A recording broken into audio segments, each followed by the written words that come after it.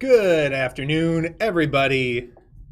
How are you? I am tired, as usual. I'm great. You're great? Yeah. You've been sleeping better these days? Nope. Great. Matter of perspective.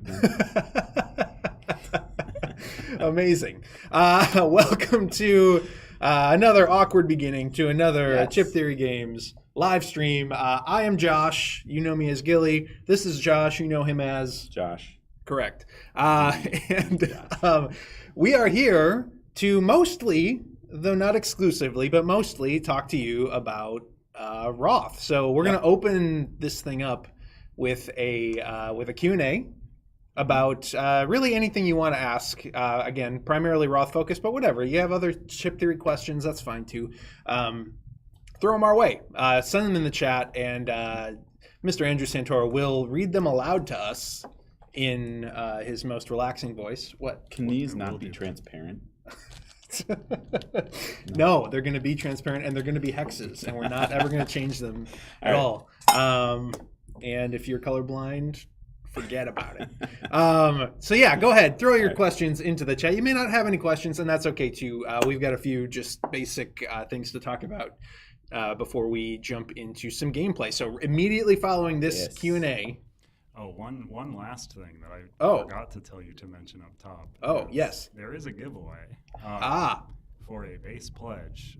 Please fill out the form that is inside of the description for this very video. If you look below the two Joshes that you're currently looking at, there's a description for what this video is.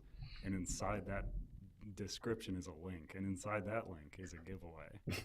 And hopefully inside that giveaway is a copy of a base pledge of Wroth for you, one random person here. Thank fill you. out the form fully. You do not have to get the answers correct to be entered into the giveaway, and you do not have to be here for the full live stream to enter it, though I will close it, probably at the end of the live stream, right before we pull. If you don't have to guess right, then we'll do it at the end. Give you the most time. All right, back to you guys. Wow. That was That's a lot awesome. of information, which started as being information for us, but then just became information for you. So I don't feel even compelled to repeat it. But I think we're done here. Yeah, that's it. That's great. So enjoy the giveaway. So yeah, shoot us your questions, and we will aim to answer them. What should we talk about until some questions come in? The campaign's going great. We are, again, it's easy to just always claim we're super happy with campaigns, but we are genuinely so pleased with the way that this campaign is going and with the overall response to this game. Again, as we've said in the updates, it certainly appears that it's going to be our most successful unlicensed IP launch ever. We need to hit 504-ish, I think technically 505, to clear Cloudspire's total, which was which would be the previous record holder. Again, not counting Elder Scrolls. Elder Scrolls is kind of its own little thing. Little thing. Yeah, little tiny thing. But just thank you for all of your backing. Thank you for just the positivity and all the excitement around this thing. Manny's at PAX right now, PAX East, and he's been demoing Wroth, featuring some of the new little rules tweaks that we've been that we mentioned, such as the change to how the all move works. I don't know anything you really want to get off your chest. Any confessions or other things? I mean, he's been reporting to us that it's definitely kind of a showstopper as far as when people are walking by, the colors catch them, bring people in, and then just the quick teach is. He's really excited about the new changes the rules have produced, and a really good report from him, and that's exciting because that was the end goal, was to make something that we could actually demo at our booth and you'd get a feel for the game entirely, in a 1 minute pitch, 2 minute pitch. That's just impossible with so many of our games. So I'm really excited about it. Yeah, absolutely. We have been messing with it. I know that early in the campaign there was some concern about Uglon faction balance. We have been tweaking the Uglon a little bit behind the scenes. Nothing super crazy, but they have received a couple of buffs They are still not winning many games. That was his report. Yeah, that was Manny's report. Still hasn't won, which is funny because they started out as just the AI faction, and so like, with all the other factions, we were shifting them into having both sides. We were pulling Uglan into having a player side, so kind of like vice versa. But so far, people have been struggling to win. So that'll be a fun. That doesn't bother us. That's a fun thing to figure out because all the factions feel like, especially even the Uglan, they feel powerful when you drop all those troops into a region. Like that feels really good, and so. But timing is an issue. Like if you do it right away, that's not necessarily the best way to use them. And now that you can use feats in round 1, which is something we've been pushing and testing, and like it feels like it's just better. It's even more snappy because you're able to look at your whole set of abilities and not have to remember that, oh yeah, this one comes later. That's true of most feats. There are still some that the feat itself might restrict its use, but as we gear up for more feats, that's something that we wanted to do, was because we have now not just one-time use, but more persistent options. Yeah, if you didn't see last night's update, I'd encourage you to go read it. We did show off the first draft of all of the new feat number 2s for all the various factions, and we did introduce the idea of not a single use feat, but a persistent effect that could be with a faction for the entirety of the game, which is kind of a cool unique thing. So you get a little bit of a power buff through the whole game rather than one big, massive, powerful effect, which I'm excited to try out some of that stuff and play it. But there's just in the comments too, there's been some questions just about like, are you done balancing the game? Like, no, we're not done balancing the game yet. We need to play it, especially now that we've changed the way that the all move action works. We need to play it a whole bunch more, all combinations of factions, to make sure that the balance is there. Another modest, again, this is a really small thing, but potentially a big thing. Another modest rule change that we are playing with right now is the idea of being able to score in round 1, which everything that we've shown on camera thus far has been scoring does not begin until round 2. So far, at least in PvP, that rule change, according to Manny, who's been playing the heck out of this thing and demoing for billions of people, has also been a big win and a nice improvement for the game. So it's removing all those little caveats of, by the way, remember round 1 is different, and that was very much linked to the all move. So like the all move was such a powerful thing. If you got it, if you were able to draft it and utilize it, it was really strong to get your troops out there and scoring immediately. But now that it's available for everyone, if you sacrifice your actions, and that's the only way to do it, it's a little bit like you want to reward them if they go that route. And so scoring in round 1 is it's working. Other thing, I don't know that we have any South American or Brazilian folks watching right now, but I was waiting to get a few more details on our Portuguese translation before I shared it formally in an update. But just FYI, we did sign a Portuguese translation deal with Galapagos Mundos. So if you are in Brazil, that is a big win for y'all. And it will be a Brazilian-focused Portuguese translation rather than a Portuguese-focused translation. I don't know if that's if I'm using the proper terminology as it relates to that, but as the language variants, dialects, whatever go, it is Brazilian Portuguese. So just FYI on that. I'm trying to think if we have any other big news of any kind as it relates to Wroth. I think that's kind of it. Again, it's been kind of aside, troops controversy aside, been a fairly smooth campaign, just because the game has been very far along, and really what we've just been waiting to show you is the draft rulebook and a little bit more in-depth on solo co-op, which we will be doing today, as mentioned. So again, right after this, we're going to show some solo gameplay, and right after that, we're going to show some co-op gameplay. Even though they are largely the same, we're going to do 2 different games. Again, trying to also just highlight how fast this game moves and how quick we can teach it and show it off, which, again, is a huge part of the appeal in our eyes. So do we have any questions, Santoro, coming in yet? Voice? Anything? Voice of God? Yes. Yes, my children. I'm the voice. Okay, kind of a pile of questions. So Sure. I'll answer one real quick. But when is that secret 7th faction being announced? There are 7. 5 in the base game. 2 cool separate ones. It is going to be announced last week, so look forward to that. Super secret. Maybe this has already been answered elsewhere, but is there a plan for other maps/boards? So interestingly enough, this one originally had another concept to it that Manny was working through that was a little bit more of a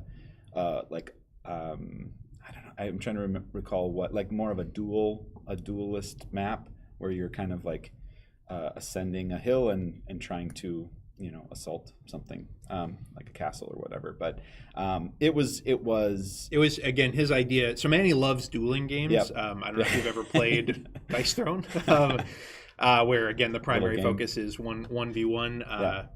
So yeah, he was doing the map was meant to be more of a 1v1 situation. Yeah, and it wasn't quite singing like this, and there was we were finding that there wasn't enough reason to basically leave that stronghold at the top, and so there was plenty of reason to advance, but that it was just making it something that we were like, if we're gonna go this route, we want to go there, properly, and it's probably a campaign 2 type thing. And so, yeah, it's definitely been looked at, discussed, but nothing right now. Yeah. And again, I've said this in the comments a bunch of times, but between the factions and their asymmetry and just the way that the scoring markers on the map come out. Yeah. It really, really, truly, this is not us trying to like make excuses for not including more maps. It genuinely changes the nature of the game in a significant way. And so there is, just by nature of the way that the scoring tokens come out, it does really change up the way the map feels and plays. I've played games where, again, the middle is hotly contested and everybody's trying to get to the middle. I've played games where, there's one little corner island that everybody's trying to kind of get to. It's not, and while certainly, we will look at maps in the future on this campaign, this is kind of where we're at. Another thing that, and you've probably seen tons of 2-sided neoprene from us, so you're probably like, that doesn't seem like it's actually true. We do try when we can, especially when it's the primary play surface. We prefer to leave the mats one-sided when we can, just because one of the biggest benefits of neoprene is that it has that grippy side that really stays put and locked in place on your table. It doesn't get bumped and slide all over the place. And as soon as you make a map 2-sided, it slides a lot, like more than cardboard, rather than none, like we prefer it to when it has the nice grippy side on it. So the bigger the playmat, the less you notice that. But like this when it's smaller like this, but it still has a lot of pieces. Yeah, it's sliding. It's a worse experience if you have it double-sided. Yep.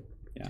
Yep. So for this campaign, it is this map, and again, it certainly seems that this game is going to be well received by folks. Everybody who plays it has been massively excited about it and wanted to go back immediately for another go. Again, subsequent campaigns, future content, whatever. We'll certainly look at a fresh map so that you can get a new take on playing old factions and that kind of thing. But for this campaign, we're really trying to make this as tight and focused and kind of intentional as we really aimed to launch it with, and that's with one map. So there you go. Next. More questions, Santoro, voice of God. Yes. We pray to thee for more questions. Also, I bumped my voice a bit, so let me know if this is a good volume. It's great. Thank I love you. it. Oh, shucks. More a comment than a question. Just thought you'd be happy to hear this, but I'm happy to see that stretch goals are alternating between PvP stuff, co-op stuff, and general, always used stuff. Good stuff, y'all. Yeah. Are the edge stitching on the player mats, are they going to be the character-based colors or just be black? I can see both in the campaign. Did that make sense? Yeah. Yes. Okay. Yep. It's a great question.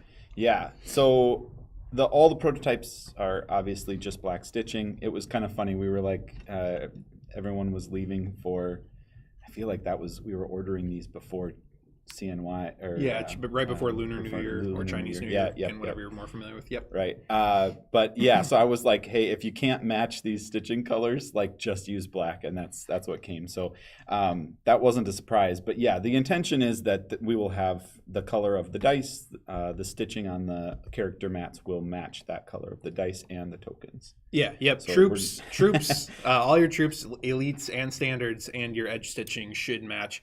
That was close also as we can get it. Yeah, fabric matching to dice is a challenge. Yeah, it's not quite the same. And that was also one of the things is that it's like, okay, what color should we make the guild stitching and dice? And it's like, well, maybe this like kind of turquoise color.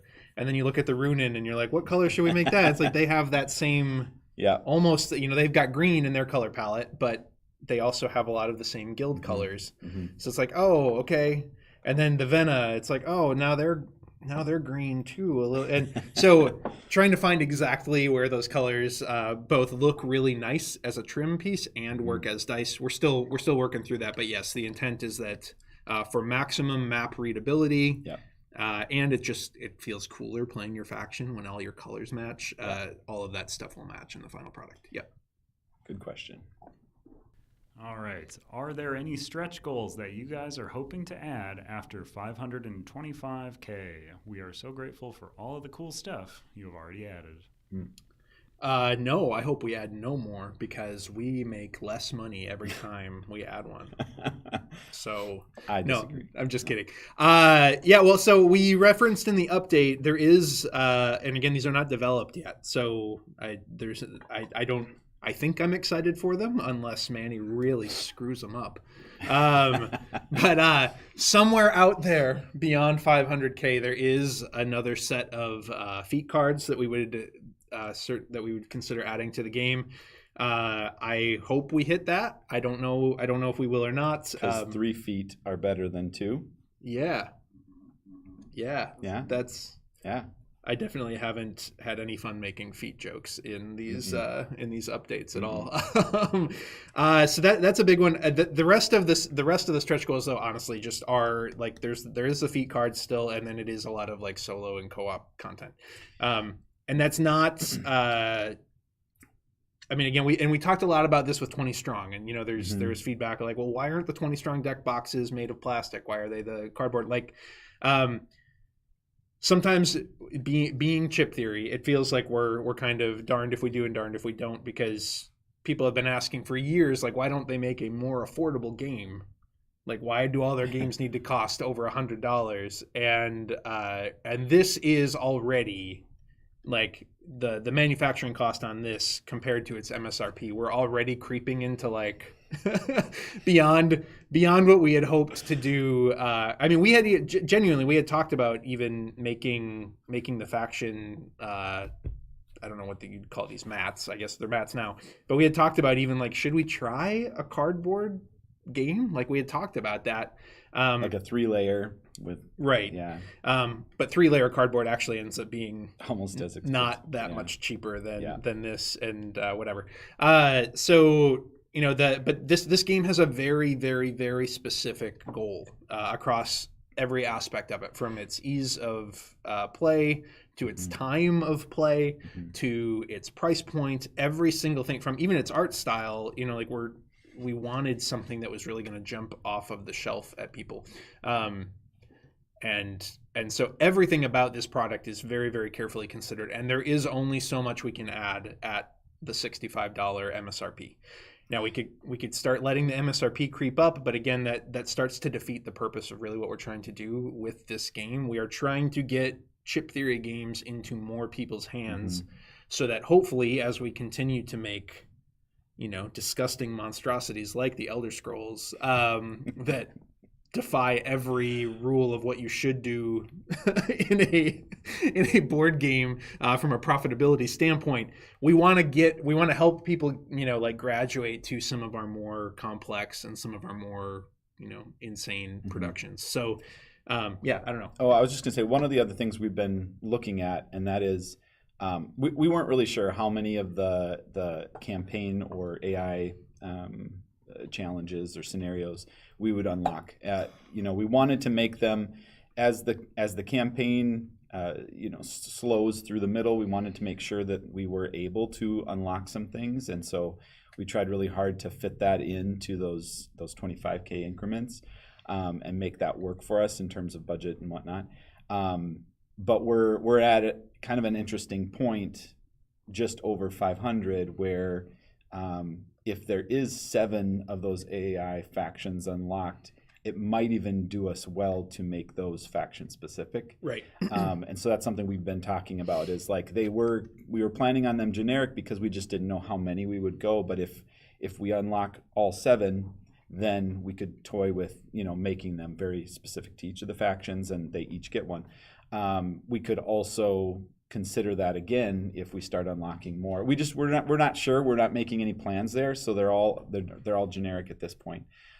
Because we might blow past or get to 600, and at that point, we'll be into even more of those. We appear to be on pace to, I think, comfortably hit 600 by the end of the campaign. How much beyond that we go is really, I think, anyone's guess. And those last 48 hours of any campaign, sometimes you see them go absolutely nuts. Sometimes they kind of end with a whimper. So we don't know. And there's interesting breakpoints in campaigns too that aren't necessarily visible behind the scenes, where it's like if you add too much at a certain funding level, you start to put just the product's like long-term success in jeopardy. So again, we've learned a lot over the years launching new IP.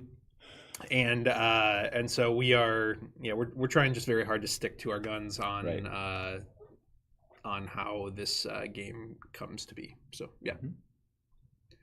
Other questions? This one is me combining several people's questions into one because they're kind of similar, but addressing the same thing. Thank you, Lord. Would you consider a changing dice market at the top of the score tracker to buy from? Have you settled on whether a neoprene score mat would be part of the larger board or separate? And was there any consideration to incorporate the score tracker and dice actions to the main board /mat rather than having a separate mat /additional component? Compartment? Component. Component compartment. Well, I'll tackle the scorecard initially. That's, again, we've been putting this campaign together in a way that we could get our heads around the price point and whatnot. Like originally, these, right before launch, even these were slated for PVC, and then we were like, nope, it's too big an upgrade to hold this back or somehow tie it to a funding goal. It's also important enough to us for the aesthetic. There's one big thing with this, and that is that we can achieve a vibrancy on neoprene actually that we can't with our PVC, and there's something to that with this game especially, that we wanted there to be some good consistency between the map and the character mats. So it was really important for us to go there with these. Yeah, the fabric on mats is naturally lustrous, so that really plays well with Manny's art style and with the color vibrancy. And I mean, you can see if you buy the deluxe version of Radlands, you get the play mats with those two, and you can really see those colors also jump right off the table. Yeah. So with that change, we weren't necessarily ready to immediately roll in the score card or the VP tracker as neoprene, just because it does add a significant ramp up to the cost. That said, at a certain funding level, that's something we can accommodate. So, and we would love to have it have that same color and look and feel. So that's kind of why that was in a 2-part thing, and why we didn't incorporate it into the original design of the map. It does also allow for a little bit more modularity on the board or on the game table if you want to have that lined in a certain way, pointed toward a 2-player versus having to run around the outside of a border and not be able to reach it quite as easily. There's a few other little advantages like that, but that's probably to the extent that we've discussed or considered any other options, I would say, on that.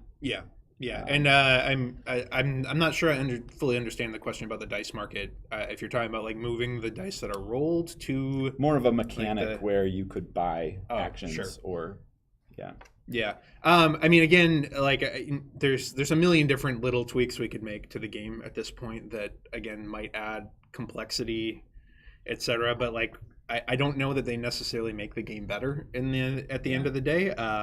Or it's the type of thing that it would be better suited for a larger expansion at the end of the day, so that we could really flesh out some of that stuff. Whether it's a game that you view as deep enough for you or your game group or not, I guess is obviously that's not for me to decide. But there's a lot going on already. Despite the elegance of the rules, there is still a depth of strategy here, and again, speaking as someone who has never won this game, clearly,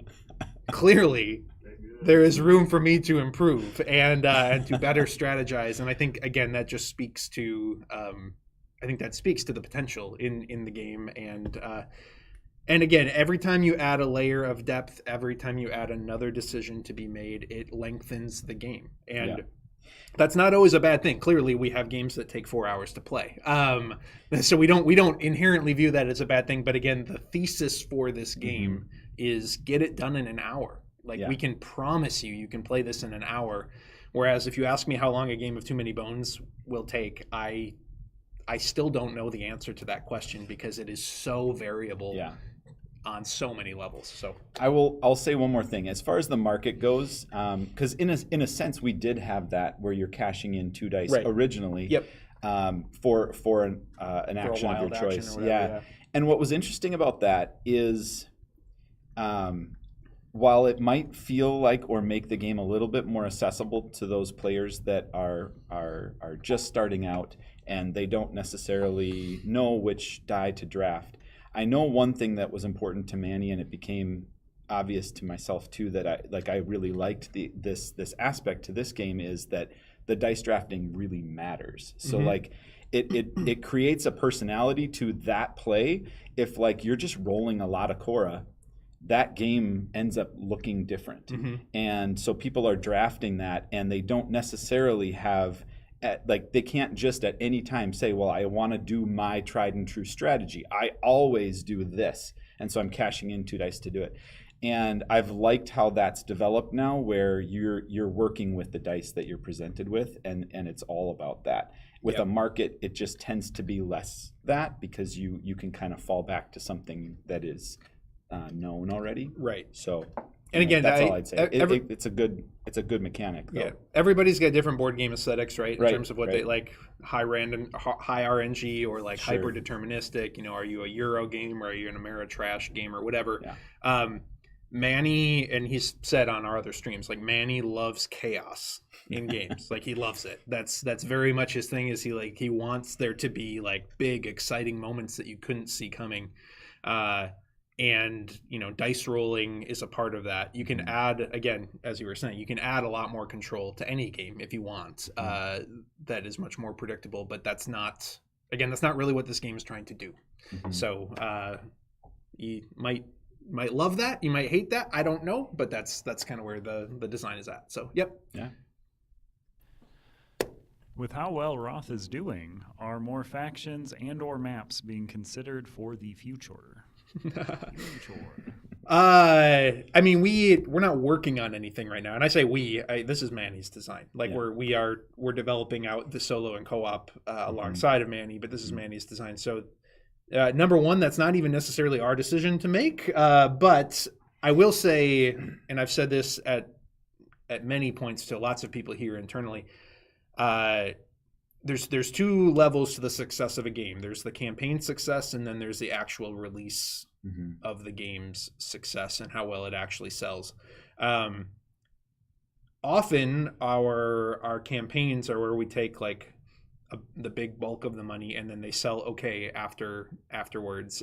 Again, they're expensive, right? So I'm actually way more excited about the potential post-release success of Wroth than I am for any campaign that we would possibly run. Again, like it just, you see it on the table. Manny was just saying he had it out at PAX, and everybody was stopping to look at it just because it looks so wild on the table. So we'll see how it sells once it comes out. I expect it's going to do great. I expect it will do better after it comes out than it's even doing on the campaign, despite how pleased we are with the campaign itself. Yep. And if that's the case, we would absolutely want to release more content in the future. I would just say we're not working on that already or anything. We didn't like hold back 3 secret factions that we are already planning on releasing. Sorry about that. Yeah, sorry about that. But if it does well, I mean, again, we are capitalists, and we will, absolutely want to release more content for it, especially if it's desired by the community, and I expect it will be. And I would say the game is well designed to receive that, like to take to handle more factions. That's awesome. The feats are really exciting to see how that's coming out because. And I think we mentioned this in the last update. There's a lot of opportunity there to create ways to play with those feats. The hidden information idea of like being able to draft just one of those 2 or select, but then allowing us to come out with promo feats or things like that would allow for even more variance, but all kind of self-contained in a rule set is exciting. So absolutely, future content. It's primed for that. Yeah. Yeah. Even again, different. I've mentioned before, different scoring tokens with different scoring bonuses, that kind of thing. Like, there's a lot here that could grow in really cool and fun ways. And I think if the game's well received, you can absolutely expect to see more content for it. But again, it does need to sell well after it comes out for us to pull the trigger on it. I mean, we've talked about that at length, right? With Cloudspire, it's like Cloudspire has had 2 really great campaigns. It doesn't sell like super. It doesn't fly off our shelves in the web store and that kind of thing. And so we've had to wait kind of until we had a position in our catalog where we could, or in our campaign release schedule where we could confidently put something out and close it out. We expect the campaign will do really well. I don't know how that content will do after the campaign. So there's always a push and pull there with what we're doing. Campaign update. We're less than 9K away from additional faction feats. Let's go. More feats. Feats. I want them. Person who asked this, let me know if I'm missing the intent of the question. But will we get to see a similar level of iterative development on future new IP CTG games? Nice to see how the sausage gets made. I mean, generally speaking, we kind of do that. If you're a newer CTG backer, maybe you haven't been through the trauma that comes with some of our the controversy that comes with some of our campaigns. I mean, if you go back, I would say go back to the original Too Many Bones campaign and look at that compared to the final product. I mean, the entire battle system dramatically changed. What was that? Burn Cycle. Yeah, I mean, look at Burn Cycle. We launched that campaign not even being entirely sure how like the end game really worked. If you go, I mean, Cloudspire robots. Cloudspire was famous for the fact that we were in Essen. Don't run a campaign while you're on the other side of the world, by the way. Just pro tip. And we were trying to show how the solo campaign for Cloudspire worked by filming a video in our hotel lobby with house music blaring in the background. That's awesome. The most stressful week of my life, I swear to you.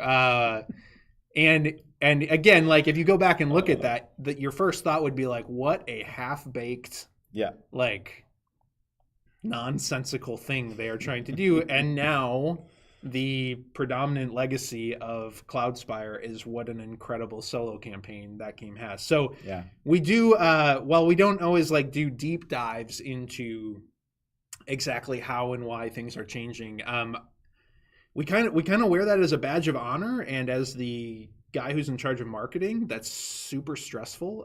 Just to be totally honest, he knows this. We talk about this at length, but we do like, you know, there's this perception that like crowdfunding is nothing but a glorified pre-order system anymore, and while an element of that is certainly true, like there's no denying that an element of that is true, we do still try very, very, very hard to allow feedback to our campaigns to influence the final product in significant ways whenever and wherever we can. So there's a lot of pressure to push it further before the campaign.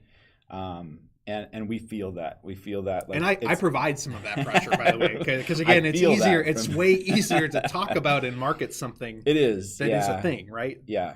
And it felt like for a while it was this constant question of like, is that meaning that we're growing up? Like, are we growing up as a company that we just need to be more prepared for campaigns? And it's a lack of preparation if we aren't further along. But we've also seen the effects of that, and like I really don't want to lose, as you say, that ability to truly listen and to be inspired by the people that are interested in actually funding the campaign. And like, there's obviously a really careful line to walk there, because it's not open season. There's a design here. There's a lot of testing that's gone in by campaign time, but at the same time, I think people that are familiar with us can, you know, attest to the fact that we try to still allow ourselves to be inspired by those comments, and to like, sometimes we pivot very quickly, sometimes we try to react very quickly, and I think for the most part that's a good thing. But sometimes, we can also do that a little too quickly, or just, you know. But like, we wear it on our sleeves. We don't always get it right the first time, but you're gonna see us trying pretty hard. Yeah, you won't see it as much on expansion campaigns. So like, That's you true. know, like when again our next two campaigns being 20 Strong Tanglewoods and Cloudspire Harbinger, I would say don't expect a whole lot to change based on feedback on either of those two campaigns from a gameplay perspective, anyway. But on the other hand, I mean, again, mechanics and rules are changing all the time. There's a rule within the industry that the worst person to learn a game from is the person who made the game. Yeah. Manny's really great at teaching this game, but part of the reason for that is because rules iterate daily, like honestly, daily. The solo campaign, or the solo and co-op for this game, actually continues to iterate almost on a daily basis. Adam was trying to get us to change another little thing, like even yesterday, and we're like, we got to put this how to play video out. We've got to play it how it is currently structured, so that people can see at least like the guts of it. And things change all the time. Like, if I had to teach Cloudspire to somebody right now, there's a good chance I would accidentally teach them something from like, and this is years later, but like teach them something from like 6 iterations of the game ago, because in my head I still have some of those rules like rattling around loosely. So anyway, that's a really long answer to your question. But yes, you can always expect as much as we can to show the process. That's a big part of what we do. And it's really fun, I think, as a backer, to not just sit there and get like fulfillment updates, but to actually see, I agree with you, like watching the sausage get made, so to speak. It's fun to watch how things, whether it's graphic design, whether it's game mechanics, whether it's theme, whether it's whatever, it's cool to see like the step changes along the way. Yeah. More questions. Nice concise one. Wroth 20 strong? Question mark. You want to take that one? Or want me to take that one? I mean, anything's possible, right? We're definitely toying with what can be done, what should be done within the context of 20 Strong as a solo game, and kind of keeping that purely that, and then what happens when we take it beyond that? How do we take it beyond that if we are, regarding any other way to play 20 strong? So that is definitely being discussed, and as far as like possible IPs, yeah, I mean this is a really cool one. Again, my concern there would first go to, can we represent Manny's art well enough on PVC? And that would be something we'd have to look at, but certainly it's possible. There's a lot that goes into that. One, the franchise needs to be successful enough that it makes sense that we think a deck would be compelling, right? Yeah. Again, Wroth is doing very well for us, so early indications are good. But another big reason that we like doing 20 strong decks of our current internal IPs is that we are able to reuse art assets in a massive way and put them on, usually a larger representation. Wroth is an interesting one in that the art is obviously super striking and super unique compared to anything else that we've done. There's also a lot less art pieces though in this game than, so I'm working on the Elder Scrolls update for this month right now. I mean, not right now. I'm here right now, obviously. Betrayal of the Second Era, as an example, and we're not working on a 20 strong test deck right now. But I'm just to put this in perspective. The Elder Scrolls Betrayal of the Second Era has Ryan gave me a quick estimate: 358 unique pieces of art in that game. 358 unique pieces of art in that game, compared to maybe like 20 in Wroth right now. So you go from having a game that has enough assets to maybe do like 5 20 strong decks versus like we would need to bump up some art pieces, and we would need to get Manny doing some other art pieces to do a Wroth deck. And by the way, Manny's working really hard on getting us pieces for all the 20 strong Tanglewoods decks right now. So anyway, we'll see. But we'd love to do a 20 strong deck basically for any franchise that's successful for us. It's a great way to both reuse mechanics, from those larger games and art assets, and everybody seems to really love 20 strong, which is great. So yeah, I'd echo that. Yeah, the 20 strong idea there was to be able to show the art bigger, because it's often just showing on chips, which is half a chip. So Is that number of art assets equal to close to like Too Many Bones' entire run? Like that I would have to. Huge number. Yeah, I'd have to go back and look, because I mean, again, you get so that's all the baddies or monsters or whatever enemy chips. That's all of the clash mats. That's all of the race cards. The item cards. All the items. Yeah. So all the gazetteer support graphics. Yeah, gazetteer support graphics. That doesn't include the dice icons, which were drawn from scratch also. So if you want to get into even dice iconography, there's probably another 100 pieces there but they're vector, smaller iconography. It's crazy. It's actually, that game, it doesn't make any sense, like from a like economical standpoint. The fact, again, you go back to like most, and sorry, we're veering off of Wroth here, but like one of the main reasons to do a licensed game often is to use existing art assets and to get by a little bit cheaper on art. And we were like, no, let's pay for 360 unique pieces. That makes way more sense.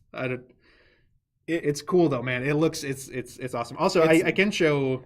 It's such a playground for saying yes, like to cool things to do. Yeah.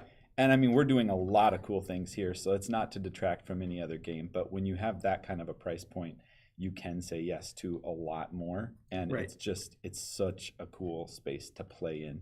And I just find when we're playing in that space and having a lot of fun coming up with stuff, it usually translates to something others enjoy, at least at some level. So, it feels special. It does. It truly feels like a kind of a one of a kind thing that you just wouldn't see anywhere else. So we're very excited that we do have a prototype dice tray from Elder Scrolls in. By the way, this is not the final size. We're actually going to enlarge it by about an inch and a half? An inch around. Like it'll be like 10 by 10. Yeah, I think we advertised it as 8 by 8. It's going to be 10 by 10, just to give you a little bit more room. But this is pretty much. I mean, again, the embossing of the Elder Scrolls logo on there looks great. So we're very excited about that. We'll be showing that more in the Elder Scrolls update that's coming. So, any other questions, Santoro? Yeah, Elder Scrolls is very good. You should buy it. 40 pieces of race artwork? Wow. Is that correct? Would you consider Fog of War with the point chips by placing them face down in game setup? I'm guessing you're the fella who keeps asking this in the comments, and then I keep avoiding. First time when scoring occurs. So I don't think that's going to be baked into the official rules. I understand kind of the desire for it. It is kind of it's interesting. I think, and I think Manny would probably feel the same way, especially with first round scoring happening, like not necessarily knowing where the high score totals are. I think something that's cool about this game is I think it is ripe for a ton of variants, either official or unofficial. Sure. I know a lot of people feel like, oh, I can't house rule something unless they give me like permission to house rule it in the official rules document for the game. Again, I don't know if that's something that's of interest to Manny or not. I know part of his thought and part of, again, the vision for this game, asymmetrical games in general, especially when there's hidden information of any kind, become more challenging to learn. And so again, the fact that everything in this game is open information kind of allows you to immediately jump in and immediately know what you're doing or feel like you know what you're doing. If even going so far as to make that Fog of War suddenly like starts to obscure a little of that. So I don't know, but it sounds like a cool variant to me. One of the things that this game's going to allow for is all of our convention. Like we don't have a lot of games that lend themselves well to like tournaments, tournament play, and just thinking through what that's going to be able to do for us. I think that is a really cool thing to consider for something like that. Yeah, a new way to play it for those face-offs where that information is covered until you jump in, and so I can say with confidence it's not going to be an official like this is the way to learn the game like the base rule set. I don't think it would make it into that, but again I personally find it a compelling suggestion, and we'll see if we can run it up the food chain to the main man himself and see what he thinks. Nice. Yeah. I see what you did there. Thank you. I might do a live stream, with permission, testing out some variants too. Again, nothing official, but we'll see. Because I know one person keeps commenting on every single Wroth post that's ever been made. I don't know if they watch our live streams, but 5 players. I don't think anyone's going to break into your house and stop you from doing it. I think you can do it. I don't know if it'll work great, but you can do it. Yeah, well, I'm giving you permission. Yeah, we can speak to that a little bit. So we talked about, because there were questions even coming in before the campaign launched about 5-player, and I know a lot of people have a 5-player game group. I'm getting together with some friends tomorrow night, and it's a group of 5. I can't show them Wroth tomorrow night because I don't know about this. I know, yeah. I said friends, and so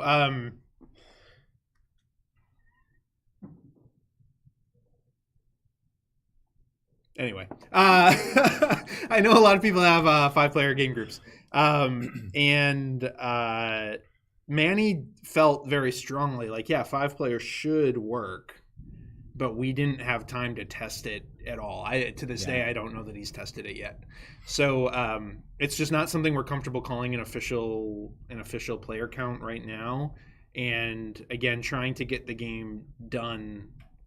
Suddenly adding that, even announcing that we'd be adding it now, it opens a can of worms that is, from a balance perspective, potentially more than we care to bite off right now. There's a couple other factors too. As we were looking at it and like even just playing with pieces like that many more troops, that many more elites on this map, we're like, well, the map already grew in size a little bit, and we want to make sure that it would be, reasonably able to handle that many more troops.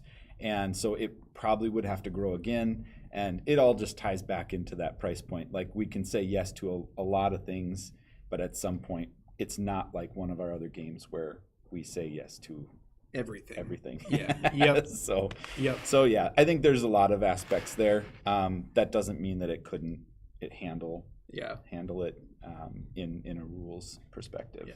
There is I know there's somebody who, like, every time we post about a new game, and they might be watching this stream for all I know, they constantly say, like, I want to buy a Chip Theory game so badly, but you guys don't make anything for 5-player, and until you do, I will not purchase like anything that you make.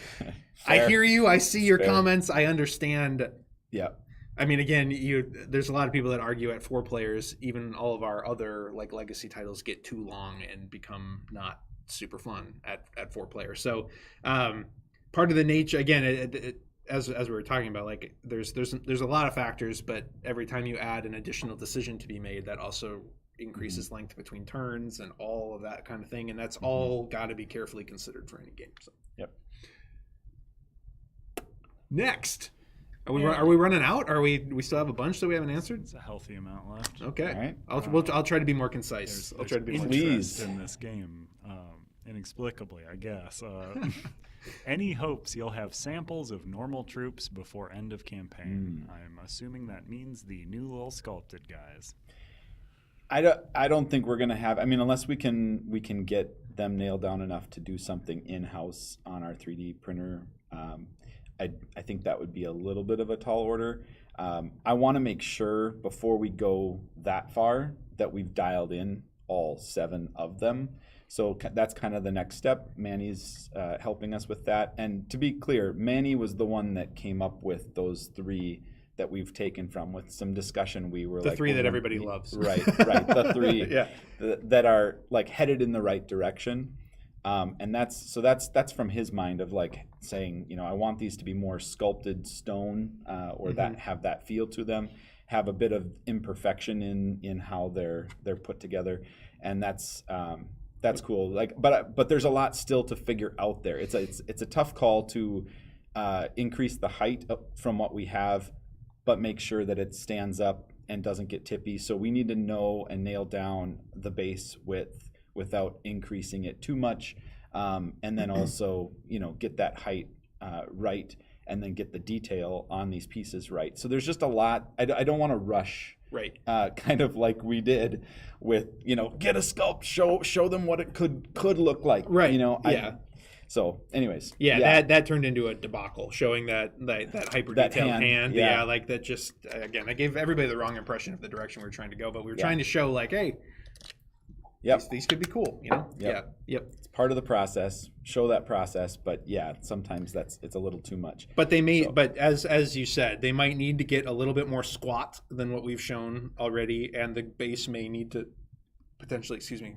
grow potentially like another millimeter to a half millimeter. Like they have to function really, really well on the map, right? And then we have to make sure that there's room for them, and on and on we go. So look forward to continuing to watch the sausage get made in that respect. But probably not by the end of the campaign, especially because Manny is also, again, I mentioned he's out at PAX East right now, and he's showing off this game. Yep. He's not sitting in his studio drawing more token sculpts right now. So, Yep. Or is he? Working from conventions is possibly very, very bad. Yes, it is. Not enjoyable. And I will say the original hex tokens fell over a lot too. That is not a thing that's just in the new sculpts. Sure. What are the possibilities of desktop wallpapers for Wroth? I answered you in the comments. I answered you in the comments already. This might be a different person. We can certainly aim to do something. Probably. I don't know. It might be a tall order during the campaign again because we're all stretched pretty thin during campaign weeks. But certainly, I've already I just got a new like ultra wide monitor, and I pulled up something that Carter had put together for, I think it was the live stream pre-roll where all the faction figures are scrolling, and I was just like, oh, this looks awesome on a super wide monitor. And I asked him to make me a wallpaper. So I do sympathize. I do sympathize with your desire for beautiful wallpaper, and we'll see if we can do something again, maybe not in the next week or two, but certainly around Pledge Manager launch, or who knows, that kind of thing. Question. I'm going to partially answer this one before you do because I know what your answer is, Gilly. In some earlier streams, you mentioned you were aiming to ship this game this year, but you didn't want to overpromise and underdeliver. Is this still the case or no? No guarantees. That's my answer. Yeah. I was told by several people within the company to please stop saying that. I'm one of them.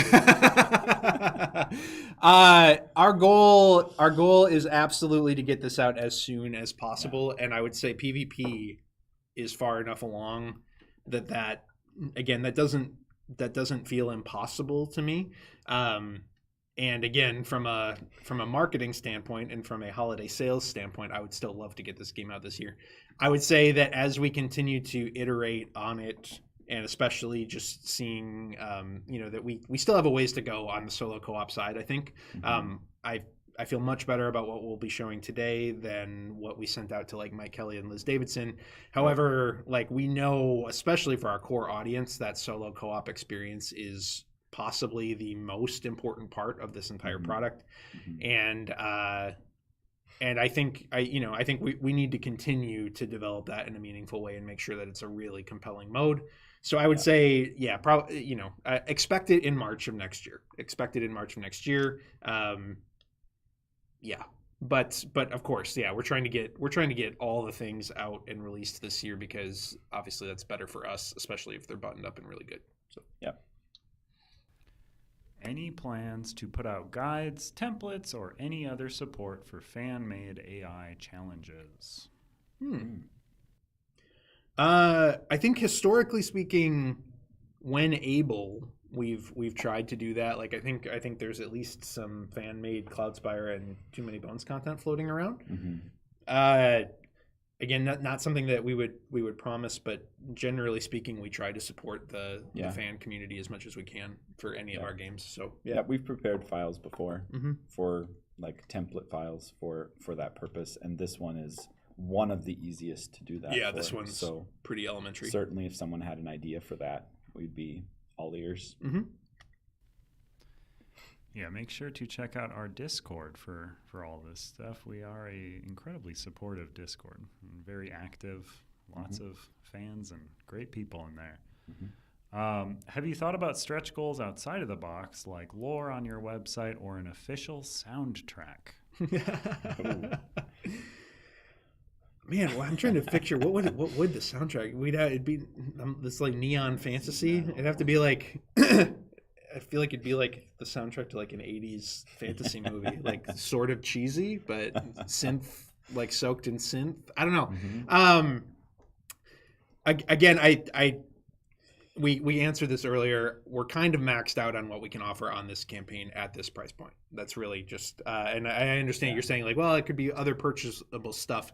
There still is a setup cost to all of that stuff. I mean, again, just to put it in perspective, we talked extensively with Foreteller on our Elder Scrolls campaign about the idea of possibly offering Foreteller support. And even though that is a separately sold product, the numbers still didn't really line up for us to make that happen. Now, Foreteller is a much larger endeavor than like whatever, just a soundtrack, that kind of thing, but probably not for this campaign.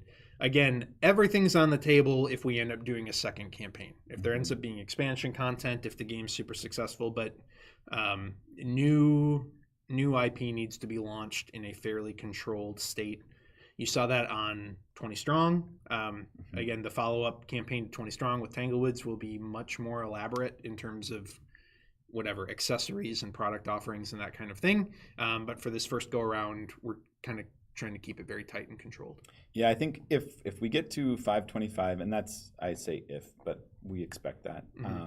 I think that's where we would have 2 scenarios per faction if we made them faction specific. And if we can kind of blow past that and into the 600s, there is a chance where we get to another 7, 1 more for each faction. That kind of interests me probably more than some of those other types of things, and I would want to make sure we've given ourselves any of the extra dollars we're giving the game as much of a chance to have that meaty solo or co-op experience.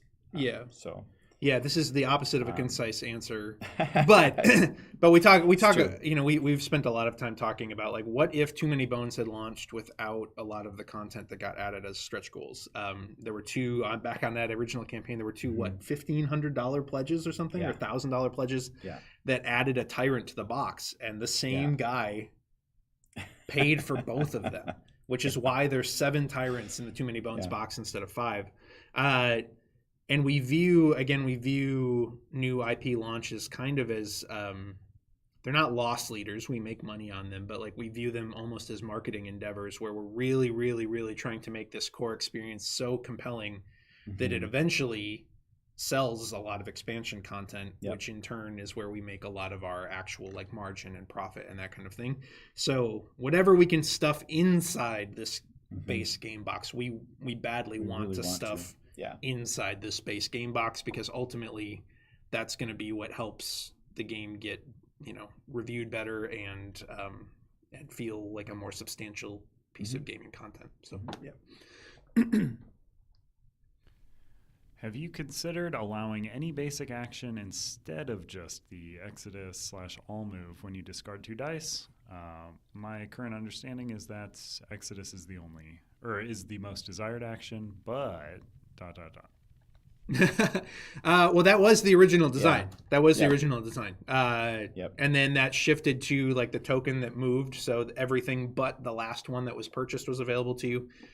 And again, what we were there were 2 different layers to it. One, the all move Exodus action, as it's currently called, which I don't think it's going to stay called that, but that all move action one like is important from a like being able to use your faction effectively. Like you just kind of have to have access to that to move around, especially in the early game. And so not getting to draft that felt bad in every capacity, whether it was because it's covered at the beginning of the game, whether it's because you didn't grab the die, whether it's because somebody else took it and then you couldn't pay for it anymore. Right. And genuinely the other 4 available actions, just, it was, you know, once in a blue moon somebody would do it, but generally speaking it just wasn't happening. So what he's talking about there is cash in 2 dice for that one. And it just wasn't, it was kind of a massive feel bad moment because it wasn't a desired action to pay dice for to commit to. So again, Manny's been testing the new approach where the all move Exodus is you can pay for it with 2 dice, including your all seeing die. And his reports from PAX have been that like, oh man, this is way better. Like it's way better. So we are testing it. We're not just unilaterally making that decision out of the blue. Like it's based on a lot of feedback and a lot of games of Wroth where we're seeing that the inability to do the all move can really hamstring you in the early game, and that doesn't make you feel good as a player. So then making everybody have to sacrifice big time to do it feels great, because it adds this new like tension and risk reward of like, should I do it? And it also makes the dice drafting like, you can, if you get stuck with some like less desirable actions, you always have something powerful that you can upgrade to, which feels kind of good. So Yep. 2 more questions if anyone has any final ones here. There's no more Wroth coming on April 1st.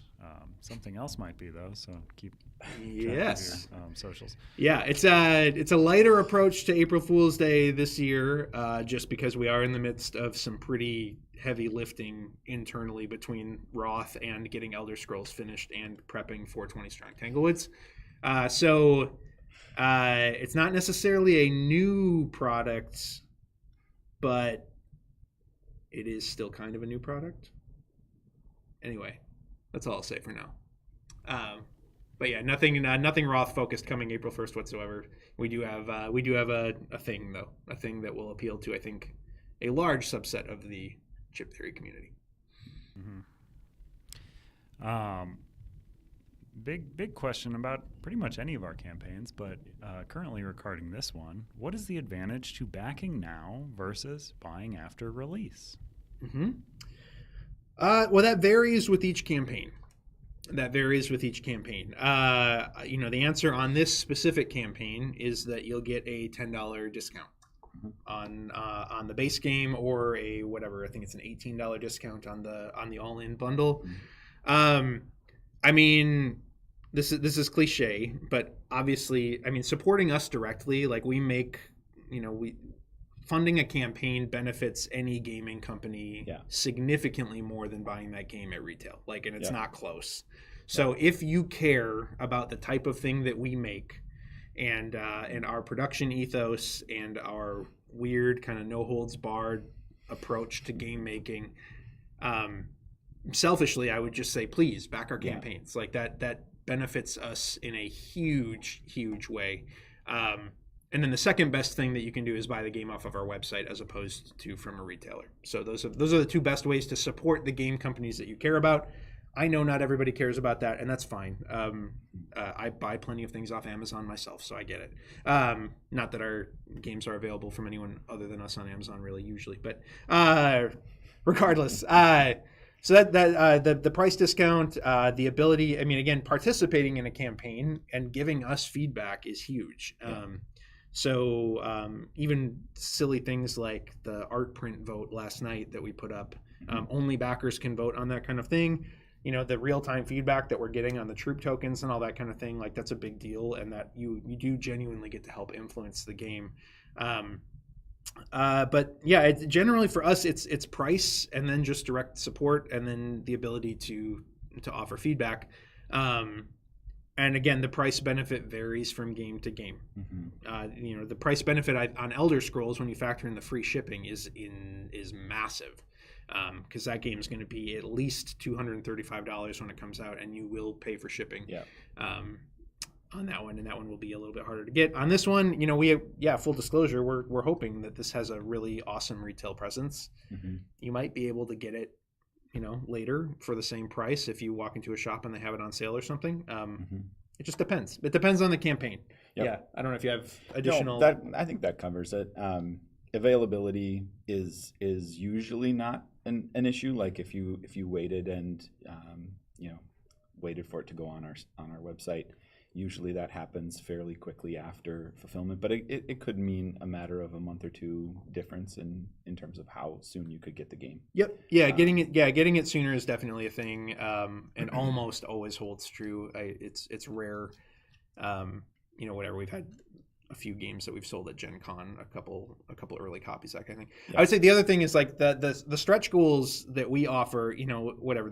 There's been plenty of talk over the years about, are stretch goals smoke and mirrors? Are they actually stretch goals? Where you're just going to include all that content anyway? Blah, blah, blah. In most cases, our stretch goals truly are stretch goals. I mean, again, we can't afford to make this thing neoprene in this game if we don't raise at least $500,000 on this campaign. Full stop. It's expensive to add that. And even the commitment to developing additional content for solo and co-op, or more feats or what have you, that costs us money. And that all needs to be play tested, and those feats add a significant amount of variability to the balance of every faction. So if you want stretch goals included in the game, backing the campaign genuinely makes those possible, because we can rely on a certain amount of financial support to help that happen. That stuff's not free. That takes days and weeks to come up with that stuff and then test it appropriately and make sure that it's all working and all singing and all dancing. So that is another big one. Again, that's not necessarily true across every company in the industry, but for us, stretch goals are largely things that we would not have added if we didn't have X amount of dollars backed on the campaign. So and it's true. I think some that are new I saw were asking the question of, are the stretch goals, or is there, what do I get for the game found version of the game? And just to be clear, there isn't a game found version of the game. It is, you are building the game that we will release in retail. But what you say is true also, that if we don't hit a certain level, the game will be potentially less than if we hit that level. So it still is valuable to support us here. We try hard to be the anti-FOMO company as much as we can. We do have limited promotions. There's things like Riffle out there, and again, those help those help in a variety of ways with our web sales and that kind of thing, which is another important revenue stream for us. Yeah. But as it relates to our products, like the Chip Theory brand is you're getting a deluxified, rich, beautiful gameplay experience. And we don't ever want to cut any corners on that. So that's why we add stretch goals permanently to the game, because we want you to know what you're getting into every time you open a Chip Theory title, and we want your expectations to remain high for the presentation and the componentry and all that kind of thing. Yeah. Was that the last question? One more. Okay. Also, a very concise way to say all that was just, if you want the game to be the best it can be and get a $10 discount, back it now. There you go. Yes, there you go. If you don't have the money right now, that's fine. You'll get it perfectly exactly the same as it is for everyone else. Last question, and it's an obligatory one. How is Elder Scrolls coming along? It is, oh man. Well, so I'm writing the update right now, again, as I mentioned earlier. So I'm maybe 25% of the way through the update. We are art complete on the game. It is art complete. That does not mean that all of the art is approved, but it does mean, I mentioned that 358 pieces. Ryan told me this morning that he thinks there's about 10 that are not approved, which means we are like really close. We're all the way there. And this is all information that's coming in the update, so I'll try to be brief because the update is long. We have handed off the rule book to translation partners as of last week. So what that means is that the rule book is not ready to show publicly yet. There's still a lot of illustrations and figures and beautification that need to happen to it from a like art placement standpoint. So you're not going to see that in this update, but we do feel so confident about the state of the text that we are very comfortable with our translation partners starting to translate the text portion of it. So I think we're probably 1 month away from sharing it publicly, and we are going to share it publicly. That we are committed to that before it goes to print, so that y'all can kind of crowd proof it for us a little bit too. But we are deep in proofing for the second revision of the actual complete rulebook right now. And Melanie, our art director, is on vacation this week. She gets back next week, and she will be going immediately into revisions and again adding more things into the rulebook to make it more buttoned up. All the dice are done. Like they're done. I think I said that in the last update. All of the chips pending art placement are done, locked. It's items. Yeah, item cards are done and locked for the most part, I think. Ryan said basically all of the PVC componentry for the game. So that's race cards, that's side quests, that's encounters, that's... What am I missing? I'm missing some stuff. All of the PVC elements, though, essentially he thinks will be done in the next, 2 to 3 weeks. Dunzo. And so the last remaining big chunks that aren't done for the Elder Scrolls are the gazetteers for each region, and those things are beasts. So I was just looking through the yesterday. I was doing some proofing. Not Black Marsh. I was looking through High Rock. The High Rock gazetteer is 60 pages on its own. And all 6 regions have a gazetteer, and some of them are longer than High Rock because there's more cities or more key locations. So we are heavily working on the gazetteers right now because that's the last. Again, those booklet print materials. Those are the last huge things that need to be done. And 2 gazetteers are going through the heavy proofing process right now. Bree, our designer, who's working primarily on gazetteers right now, I think is working to get at least 1 more out the door by tomorrow so that can go into proofing. It's a really long way to say it's on schedule. It's looking great. We're really excited about it. And the feedback we're getting every time somebody sits down to play it is just, oh my goodness, this is incredible. So and then all the moldings are in process for things. I think we've shared the card tray with people. We've shown you the card tray. We showed you the sword pegs. We showed you the first player marker. So there are other trays, support trays, for your skill line tokens and whatnot that are are also being signed off on and approved, I've seen, and have the STLs for those. And so like that's stuff that is kind of like bottom of the barrel information though, but it is like it has the potential to draw out timelines if it's not in order. So those are all being signed off on, and like that stuff is done and ready to start production on. Yeah. So I think they haven't quite started on like packaging yet. So like final box design and that kind of thing has white boxes is completed. Well, but we need graphics make it look pretty. Right. But yeah, it's coming along. It's coming along. We're excited. It's on schedule. I can't believe that. I can't, like, even when I say that, that seems crazy, but our 4-year journey to get this bad boy out into the world is truly nearing completion, and I cannot wait both to be done with it and to just show you all.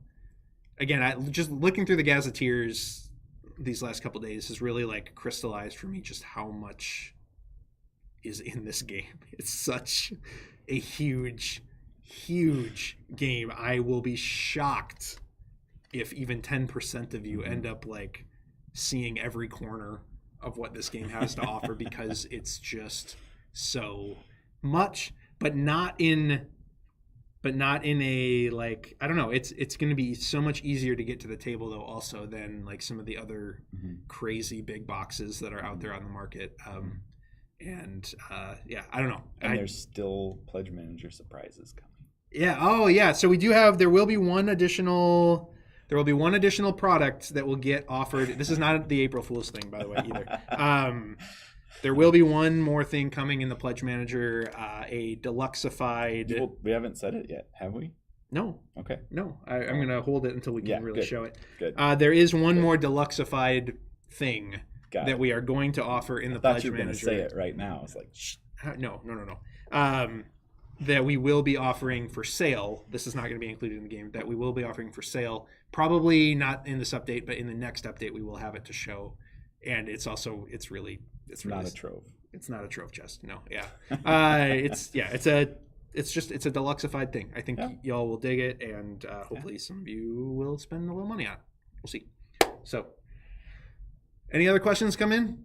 You heard it here first. Trove chest for the Elder Scrolls. Stop. In the Pledge Stop.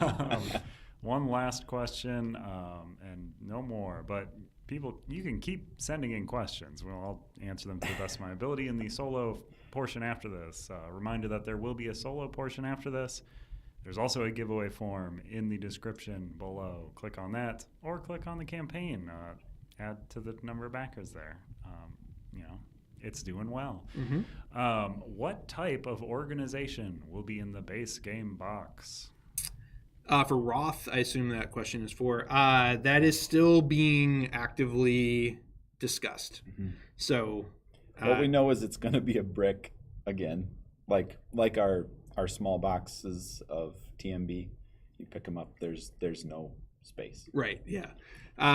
That's a hard question to answer until we know exactly what the final troop tokens look like, and exactly how many cards and all that kind of thing. Yep. So yeah, no definitive answer on that right now until we get a little further down the line. But yeah, that's it. I'll say that, like all of our games are packed very, very nicely. That's a compliment from me to you. Thank you, the God. Leadership. Thank you, God. Yes, That's a message direct from God. I like the way you pack. The Lord has blessed me this day. All right. In the interest of time, we're gonna take a little break, and we're gonna cut to some solo gameplay, I believe, with Santoro. Is that correct? Yes. Okay, so Mr. Andrew Santoro will be here playing solo, and I might be back later for co-op. I don't even really know. We're going to play that by ear a little bit, but we'll take a 5 to 10 minute break to get solo set up, and then you'll see some fresh solo gameplay with some of the adaptations and changes and improvements that we have been actively making behind the scenes. So stay tuned for that. Thank you for watching. Thank you for your questions, and thank you for supporting Chip Theory and Wroth. We'll be back in just a little bit.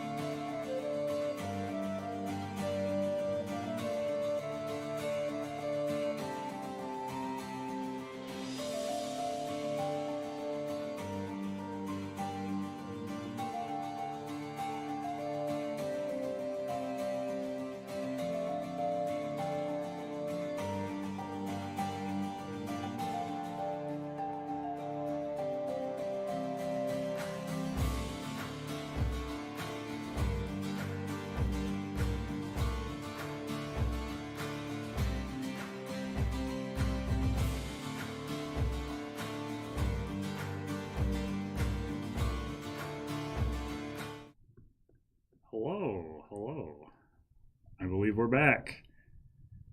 Excellent. Yes, house rule the games.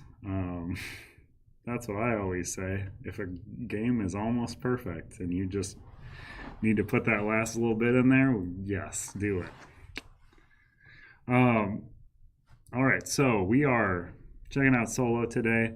Again, if you have any questions about this or anything else, Wroth, put them in the chat. If I know what the answer is, I will tell you the answer. If not, I won't. But I'll let you know that I don't know the answer, if that helps. So Solo and Co-op run on the same system, which I will be going over here. There will be a video focusing on this coming out soon. Thank you, Shannon. Thank you.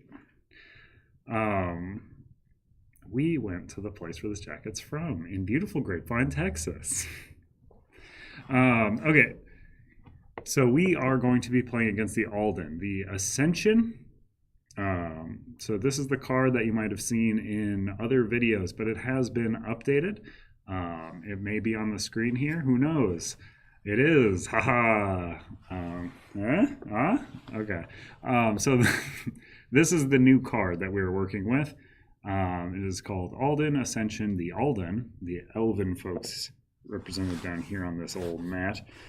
This is their AI side, and they are going to be trying to ascend. So they're trying to reach Region 8. Region 8 being this region in the center of the board here. Again, prototype, so this will have numbers in the final thing here. Solo Co-op is going to function in this way. So you are going to choose your AI opponent and flip them to their ABC lettered side of their mat. That is where letters live. That's where the AI lives. That's who you're going to be playing against. Then you're going to get a round counter die. That's your D6 that's in the game. You're going to set it to 1 because that is the round that it is. Let's see here. This scenario card specifically says that the Alden's deployment base is going to start in Region 1. There are specific rules where their deployment base should always match the round number. So they are going to be moving around the board. Let me see here.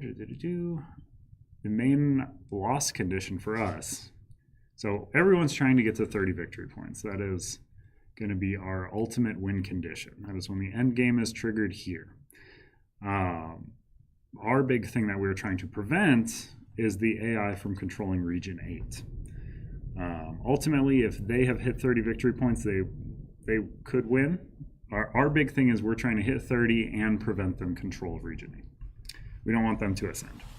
And specifically in this scenario, we are going to be putting out region chips that correspond with the scenario card. So it's going to be the Cora in Region 1, the, goodness, what is this one called? It deploys too, so that's in Region 2 here. Region 3, we've got the battle. Region 4, we've got maneuver. So these are all the benefit ones are in the corners here. Let me see here. Adam Carlson, you should not fill out the form. Again, anyone who's watching this should check out the giveaway form in the description down below us here to sign up to win a base pledge of this very game that you see before you. So we have placed our 4 chips. These middle regions are still going to be scored, so we're going to add the rest of our chips to the pool here. So 3s or 2s or 1s. We're going to flip them face down, and we are going to randomize them. All right. I'm doing it hectically because I really want them random. I'm going to put one there. I guess that one's there. That one's there. That one's there. Sure. Bloop, bloop, bloop. Use the other ones. Set them aside. They're unnecessary. Okay. Excellent. There's a lot of 2s on the board. Interesting. Then you would grab yourself a action dice pool of 2 per human player.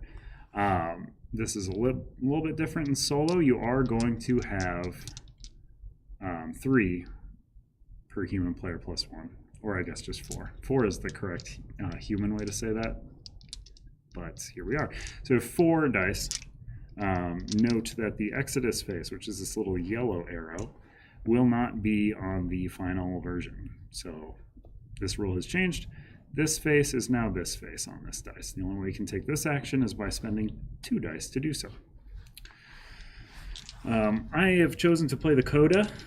Since I know the Alden are going to be trying to move to Region 8, I believe setting traps for them is going to be a good idea to do. So that is why I have made this choice. It may bite me. Coda, the bears, right? This is the first player token from Elder Scrolls. Isn't that neat? It's cool. But that would normally, you know, be given to your first player, would rotate at the end of each round. In solo, you're not really going to ever rotate first player for obvious reasons. The AI will always go last. So regardless of where the first player token is, the AI is going to function after every other human player has taken a turn. In solo, you're just, you know, the one player is always going to remain first player because that makes sense. All right, so round 1, we have our round counter here. As it ticks up, it's going to get progressively harder. So during setup of the game, I have not grabbed regular troops. That's quite important. I'll do that now.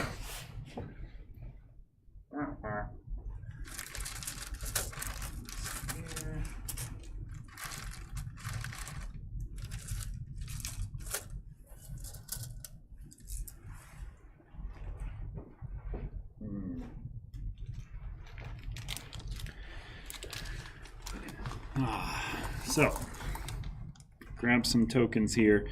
These are, again, the old tokens, and they're not the correct colors. I just grabbed them because they're high contrast to one another, because the Alden colors and the Coda colors are quite similar. So they're going to show up pretty similar on the map. So I just chose bright and dark.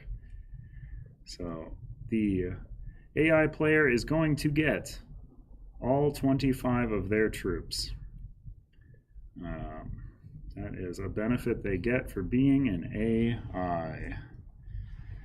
I'm going to take a while to set these up, so ask questions away if you have them. The AI is also going to get all of their elite troops set on their mat to the highest value possible. That's their starting health, so that's what they'll be at. They will also get an all-seeing die, just like you and me. They will not, however, get a feat card. Feet are only for humans. It is quite also, color. For those in the chat, if you are watching and you want to win a base game pledge over on our Game Found, you can look down below in the live stream description and find a Google form that you can fill out. You get to predict whether the humans or the AI will win in the solo game we're playing currently, whether the humans or the AI will win in the co-op game after this. And despite being right or wrong, you'll be entered to win a base game pledge giveaway to be announced at the end of the stream, Santoro? Yes. Correct. Depending on what we're looking at for co-op after this as well. I don't know how long this game's going to take. So, but I'm pretty sure we'll do both. Solo and then the co-op. In our co-op game, we're going to be playing against the Runen, who were featured on the image for this one. But yeah, fill out that form, check out the campaign, help us get to 4,000 backers, because the number that's up there right now, I don't like it. I want it to be nice and round. 1, 2, 3, 4, 5. 1, 2, 3, 4, 5. So we're at 11, 13, 15. I am counting here because though the AI gets all their normal troops, at solo, we only get 20 of our fellers. So we got 1, 2, 3, 4, 5. 1, 2, 3, 4, 5. 1, 2, 3, 4, 5. So that's 15, 19, 20, and then one aside for tracking. So in co-op, not in solo, I guess in solo as well, you're only going to use one score tracker to track all human scores. You are all working against the same entity, so you will be tracked with all of them. So something to keep in mind for the co-op that will come up after this. All right, and things to keep in mind: the action dice are going to function a little bit differently than your normal action dice. They'll be a little bit different, a little bit stronger for the AI, and we might want to deprive them of certain faces in regards to that. As things come up, I'll explain them, but I'm basically going to play here. If you have no idea what Wroth rules are, I would recommend checking out the Wroth How to Play PvP. It's slightly out of date now, but that should mostly get you up to date. I'm going to go over general rules for solo co-op without going over overall rules for game here. But round one, we have done setup. All our mats are all set up here. We have all our units. I could even play with these traps all face up, I realize, because I'm playing solo. But that's less fun.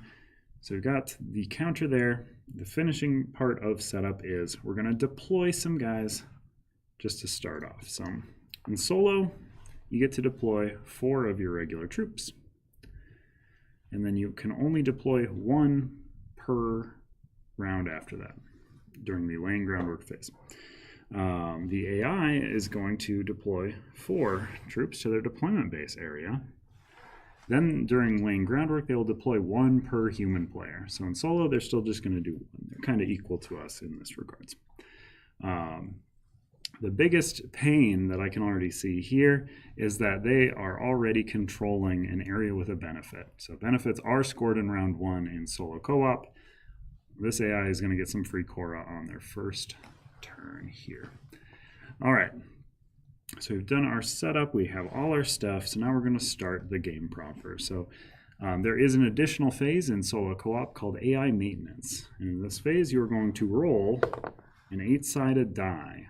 You only roll it in the first round of the game, unless otherwise stated. Then I'll have it live here. So we have gotten result 3. So we're going to consult our card.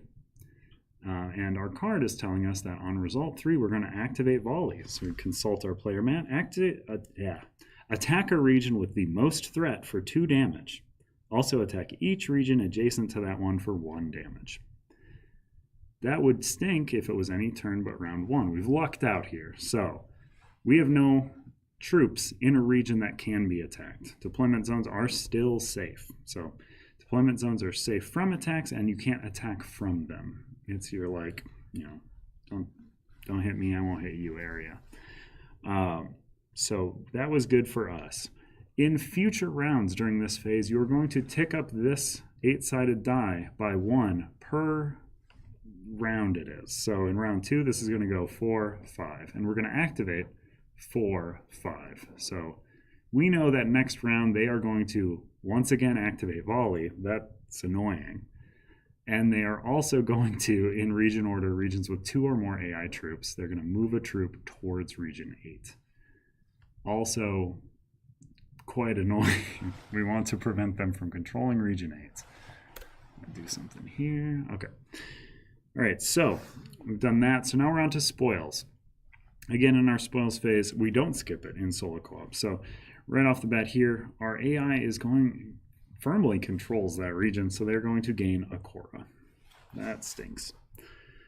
We ourselves are not on the board yet, so we can't get any benefits. So we're going to move on to the next part, laying groundwork. So in laying groundwork, again, each player is deploying 1. Us because that's how much we deploy, them because there's 1 human opponent.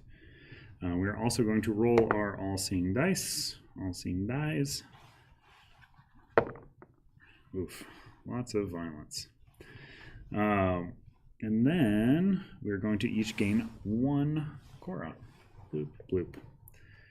All right. So let's see here. Then we've finished laying groundwork. That's all of our actions there. We're going to now roll our action dice. I'm just going to change these to the faces that they should be. So we've got move, move, deploy, attack. So I'll explain these actions and how they work for us and how they work for the opponent. So the little arrows here, deploy 4, or for us, it's deploy 2 to a region that you occupy. For the sake of, or deploy up to 2 to a region you occupy. For the sake of this dice, we can deploy them here. This attacks a region we are in or an adjacent region for 1 damage. And then these 2 faces let us deploy 2 to our deployment zone or move 2 to any adjacent region. So these 2 could go here. Another thing to note, regions 1, 2, 3, 4, 5, 6 are adjacent to our deployment zone. So I think we want to hamper their movement as much as possible. We're trying to prevent them from controlling region 8. Again, if I stumble on anything, I'm playing this game. I have just learned this rule set. I'm nonstop working on this video. I am hosting this live stream. So I very much might stumble on a rule or 2. Don't hurt me. It'll be fine. So I'm going to grab both move dice because, it seems good and I want them to not have it. I also don't want them to hurt me, but I could stay away from them so that this dice becomes wasted. This is another thing to consider. The AI will always want to spend their Cora as soon as possible, and they'll always use their all-seeing die as soon as possible. So I'm actually going to give them an attack dice, and then I'm going to take this deploy dice. All right, so then how the turn cycle works. So we have finished our draft. We're moving on to actions. In actions, we can activate our feats. We can spend Cora to put out troops. We can use an action dice for its face, or we can spend 2 action dice to take our all move action, which might honestly be the case. I might do something silly here just to get a bunch of health out on the board. I might activate feat immediately because that doesn't seem like a bad idea. Yeah, so let's activate our codas once per game. So once per game, gather all grizzled, these guys here, deploy them one at a time into regions with a runt. So plop all 3 here into regions with a runt. Each time you deploy a grizzled, remove a runt from that region. So 3 runts have turned into grizzleds. That is the theming there. That's the lore. They have bared out. They have bared down for midterms. Let's see. And then I think we want to all move, because that seems pretty powerful right now. So what's their card? I'm going to have to keep constantly pulling up their card. Game ends when player or AI reaches 30. Deny AI control of region 8. They are going to volley next turn, which stinks. I don't want to give them adjacent areas to hit. At least not for a lot. Yeah, I think we're going to sacrifice 2 dice, 2 of our action dice, to take the all move action. Again, very powerful action. Lets us choose 1 region we occupy, move any number of troops from that area to any number of adjacent regions. Quickly becomes apparent why we may have altered that face. So we're going to send one of these bears over here. As they enter a region, they get to attack it for 1. So that's before they enter. One thing to note, they also have a bonus damage that they get to apply. That is not applied to that because they're technically dealing it before they enter. I'm also going to send a bear over into this area here. I want to control that, get some free movement. Send a bear over here. Get a free battle action. Kind of want to just send all my guys to corners so that when they volley, they don't get any free damage. Because again, the volley is going to attack the highest threat region for 2 damage and attack any adjacent region for 1. So if I position myself in the corners, I can avoid the most... Oh, man. Okay, never. I undo all of these. We're playing solo, you get to do this. So I have done none of this. Instead, we're just going to spend 1 of these to deploy 2 troops to our deployment zone. There we go. That's our turn. Order of operations. Yeah, because again, I have looked at their dice and I see that they have 3 attack faces sitting on their map. That will be wasted if I don't do what I just did. So I would rather have them wasted. So their turn comes. they immediately want to spend Korra as quickly as they can. So they have 2 Korra, and they have a unit they can summon for 2 Korra. So they will do so. This will deploy directly to their deployment base. Bloop. And this unit has, when deploying an elegant, deploy a live troop as well. So that's their regulars. So that area is not contested. It is quite firmly theirs, which is pretty annoying. Another rules change is that scoring happens in round 1, so we do care about that region being so thick with enemy units. In future turns, when the AI has Korra to spend, they will always prioritize buying a level A. So they'll go to A's before they'll buy B's. They'll buy all of their A's before they'll buy any B's. If it's ever even, they're going to go for the leftmost unit. Also, if there's any ties with their attacking or their regions, it's always going to be lowest region number as the tiebreaker. So they've done that. They take their attack action. They have no legal targets, so that's going to fizzle. They also use their all-seeing die with no targets. That's a perfect first turn for us. We're great. We're so smart that we did that. So now we have no idea what they're going to do for the next turn, because next turn they're just going to roll this die, and that's going to determine what action they get to take. Keep in mind, we have no idea what's coming up. But now we're going to sacrifice 2 dice. One thing to consider, the AI is always going to act last, and it will take the number of turns equal to the humans that just acted before them. So in solo, it's going to seem like we're going 1 for 1.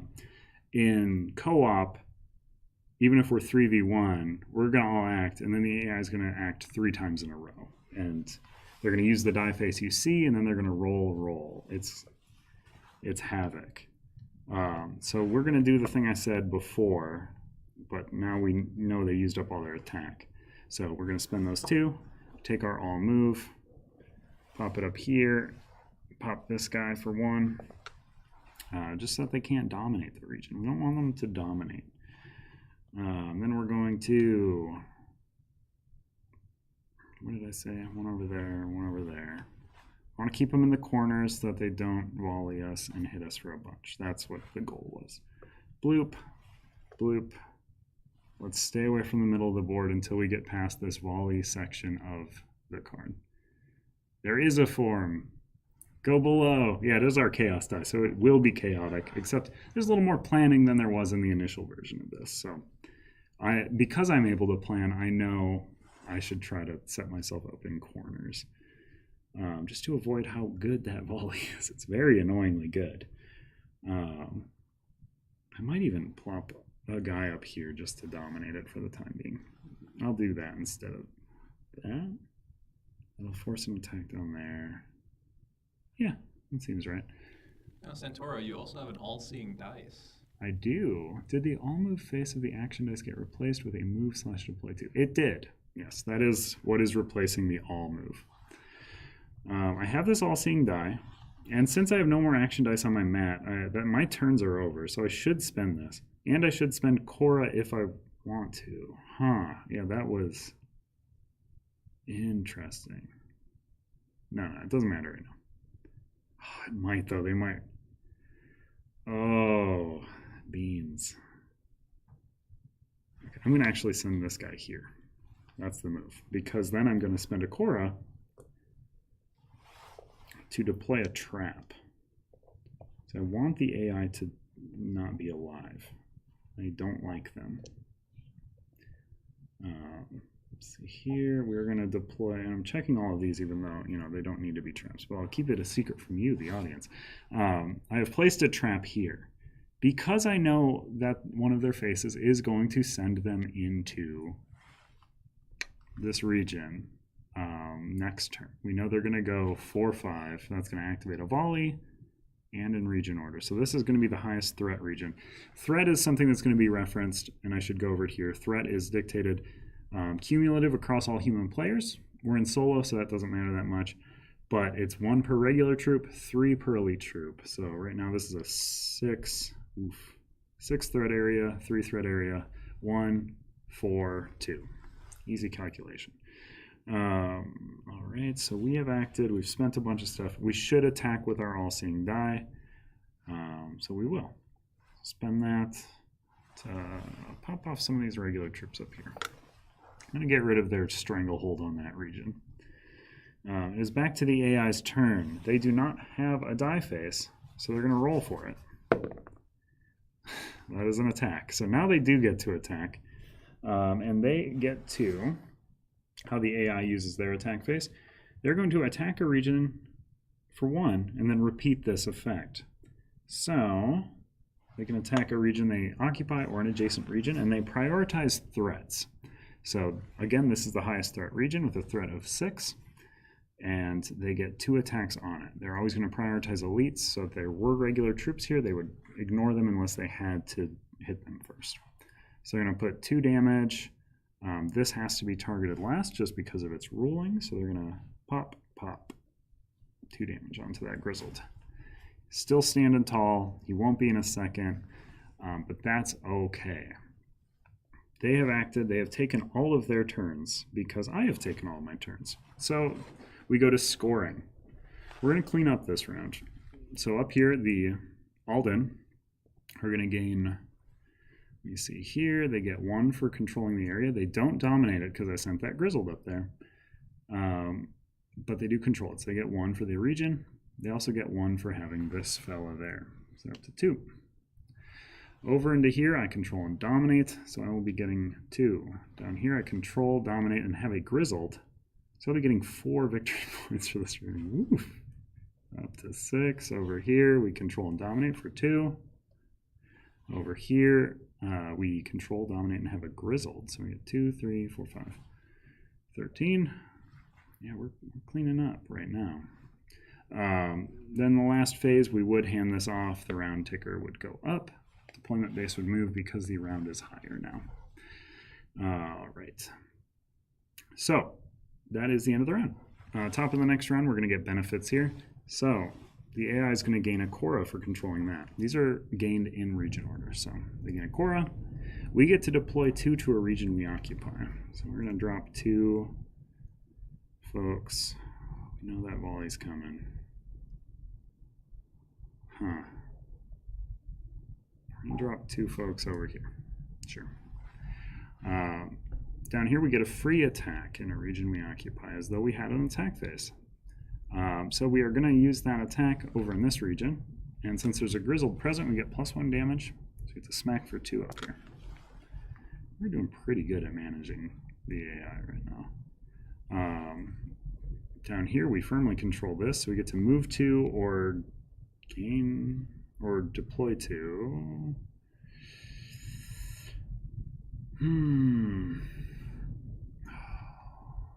Tie, no. Destroy my trap. Interesting. I'm gonna move 2 out of here. I just deployed those 2. That would be silly.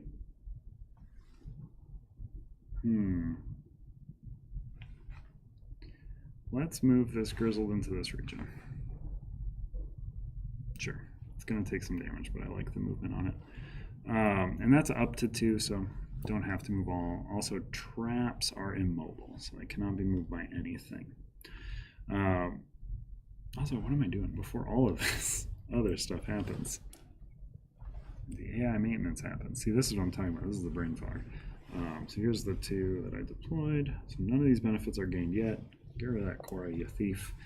All right, so AI maintenance stuff happens before anything. So we tick this up to 4.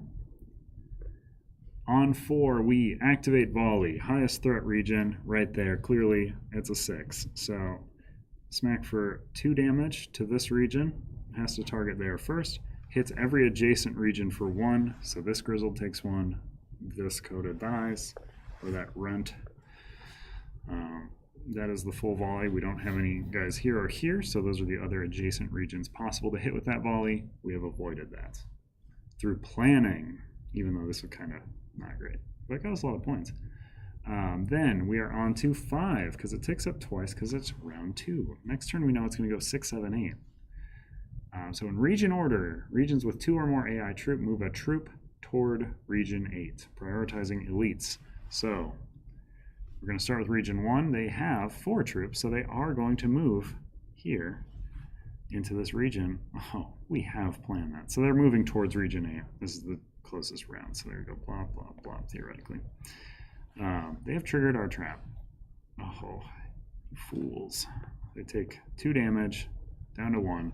This trap is returned to our mat to be deployed later. Slightly unfortunate. I thought that would kill some regular troops. All right, so now we gain the benefits that I was talking about. So up there, they still have control. They get the Korra. Over here, we get to deploy 2 to a region we occupy. I will instead place them directly here. Here we get an attack in a region we occupy. So we're still going to attack up here because it does 2 instead of 1. Over here, we get to move 2 troops. I think we're gonna... I don't want to give up control, though. Control's important. Let's move 1 guy into there. We're not using the most of this movement die. I fully understand this, but it's strategizing. Those are all the benefits that have been gained.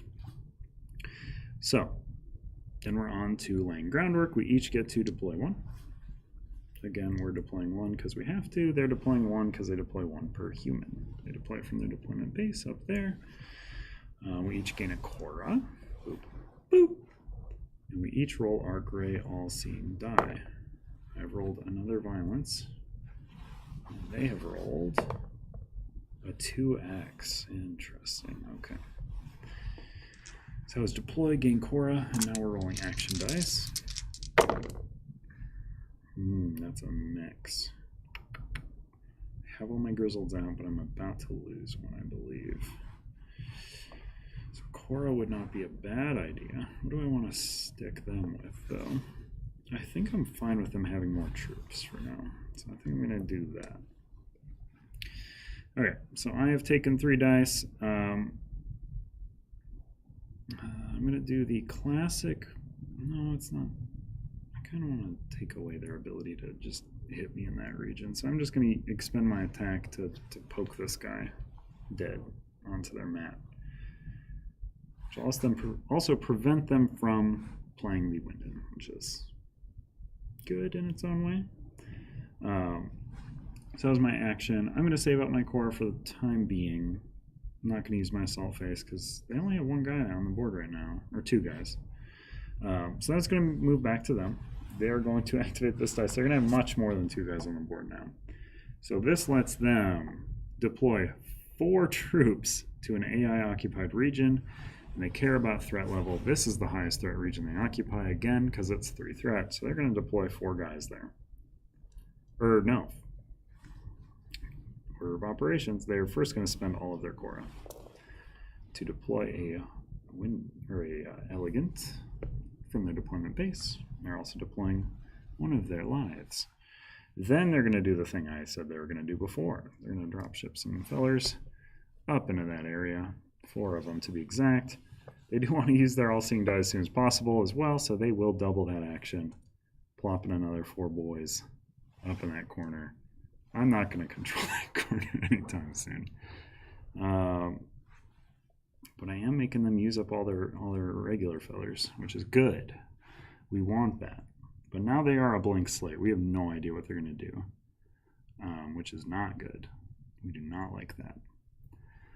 There's a specific die face we do not want them to get, and they might get it in a second here. So we're going to spend this just to spend some time, see what they're going to do next, get a Korra. I don't really want to lay a trap in the... we could. No, it'd be bad. It'd be bad with how the die I'm worried about is worded. All right, so that was our action. It is back to them. They're going to roll their action die to take their action. That is the maneuver phase. Oof.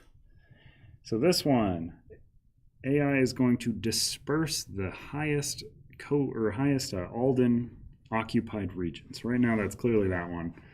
How dispersing works, it's going to work in a much simpler way than it would normally work because it's in a corner.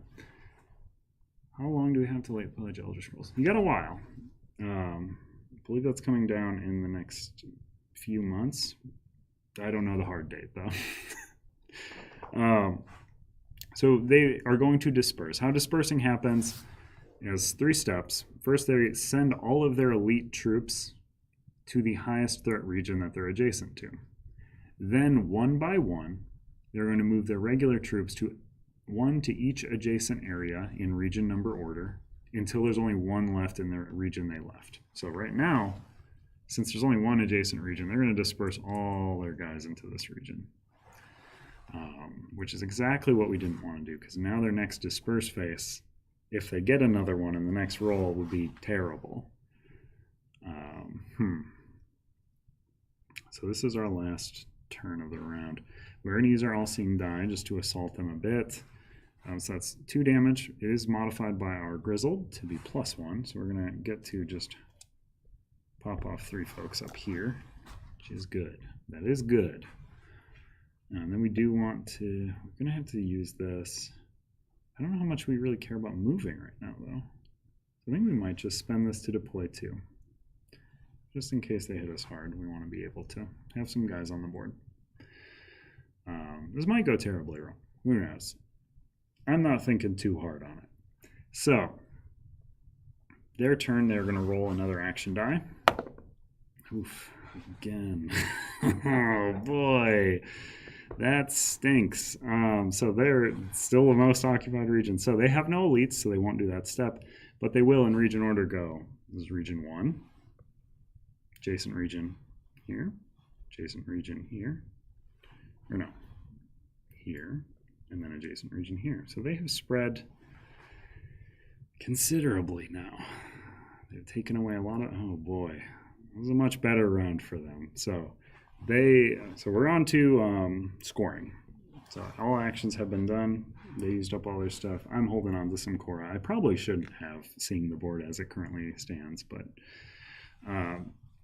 so right up here we don't have control. They do. So they get 1 point for that region. Over here they have control, so they get 1 point +1 for the elegant. Down here, still control, dominate, and have our guy there. So that is still worth 5 points. They do need to wrestle that spot from us, but that's where the deployment base is going to be next turn. Over here, no one scores because they have tied. Over here, we hold it. So we get 2, 3, 4. I'm telling you, that bonus on that Grizzled, it's a little good. Over here, they control and dominate, so they get 3 up to 8. And then in here, it's tied, so no one scores. It's perfect. Beginning of August. All right. I like that. Okay. Back at now, it's good. Elder Scrolls, very good. I was demoing it with people at Dice Tower West, and they were just buying the game as they were demoing it. It's a good game. So we have done all of these scoring. So, last bits here, we would pass this. No one to pass it to. The AI don't get to take turns first. We are progressing this to round 3, the Grizzled RP. And using them right away was quite a good move on my part, if I say so myself. They're quite sturdy and hard to kill. Okay, so top of the round, AI maintenance phase. They're going to activate their next 3 things. So this is going to be kind of rough, probably. So on 6, in region order, regions with 2 or more AI troops move a troop toward region 8. So in regions with 2 or more. So they'll never leave a region completely. So they're going to move... This has 2 or more, so they're going to move 1 towards region 8. Over here, this is also moved because it has to match the round number. Over here, they will move a troop towards region 8. They will move an elite if they can. Over here, they have none, so they will not do that. Over here, they don't have 2, so they're not going to move any. Over here, they have 2, so they will move 1 towards region 8. Into here, they have 2, so they'll move 1 towards region 8. In here, they have, yep, wow, okay. So we have to take back region 8. So Santoro, I think yeah. I think you need to take back region 8. Yeah, it looks like that. That was quite the pickle. But now they're gonna that was their first, so now they get to do 7, which is a volley. So we're going to find the highest threat region for 1. So it's here. That's kind of okay with us. So highest threat region, they're going to hit for 2 damage. This has a 4. This also has a 4, but they go lowest region number in the case of ties. So they're going to take 2 damage here. 1 damage to every adjacent region. Thankfully, the corners, like I said, we're smart boys. We got the corner. Nobody's there, so they don't get splash damage. Then, their last one, they're going to activate Volley once more. This threat has not changed, so they will smack that Grizzled for another 2. Them some strong bears, even when they get full of arrows. All right, so that was all of their AI actions. So now, let me see here. We're going to gain spoils. Over here, no one gets it because we're tied. Over here, the Alden get to deploy 4. Oh boy, I don't like that. So this is the highest threat region that the Alden occupies. So they get to drop 4 boys into there. Ooh, down here we do get a free attack. That does matter. So we will just smack 2 of these because it's modified by that bear. So that's nice. Over here we're... yeah, I didn't do it. Over here there's movement, but it's a tie. I could have used my attack to untie that and gotten another benefit. This is the first solo game. We had a Q&A up top, and that was pretty long. Right now we've been going for, I don't know how long we've been going for, but not terribly long. All right, so that is all the benefits for the regions. Now we're going to lay some groundwork. We all get to deploy 1. So now there's a bit of an interesting thing here. They are down to just 4 regular troops. I kind of want to saddle them with deployment dice when at all possible, because it's heavily a wasted die for them. And that is my strategy, is to make them waste as much dice as possible. We're also going to each gain a Cora, and then we're all going to roll our gray die.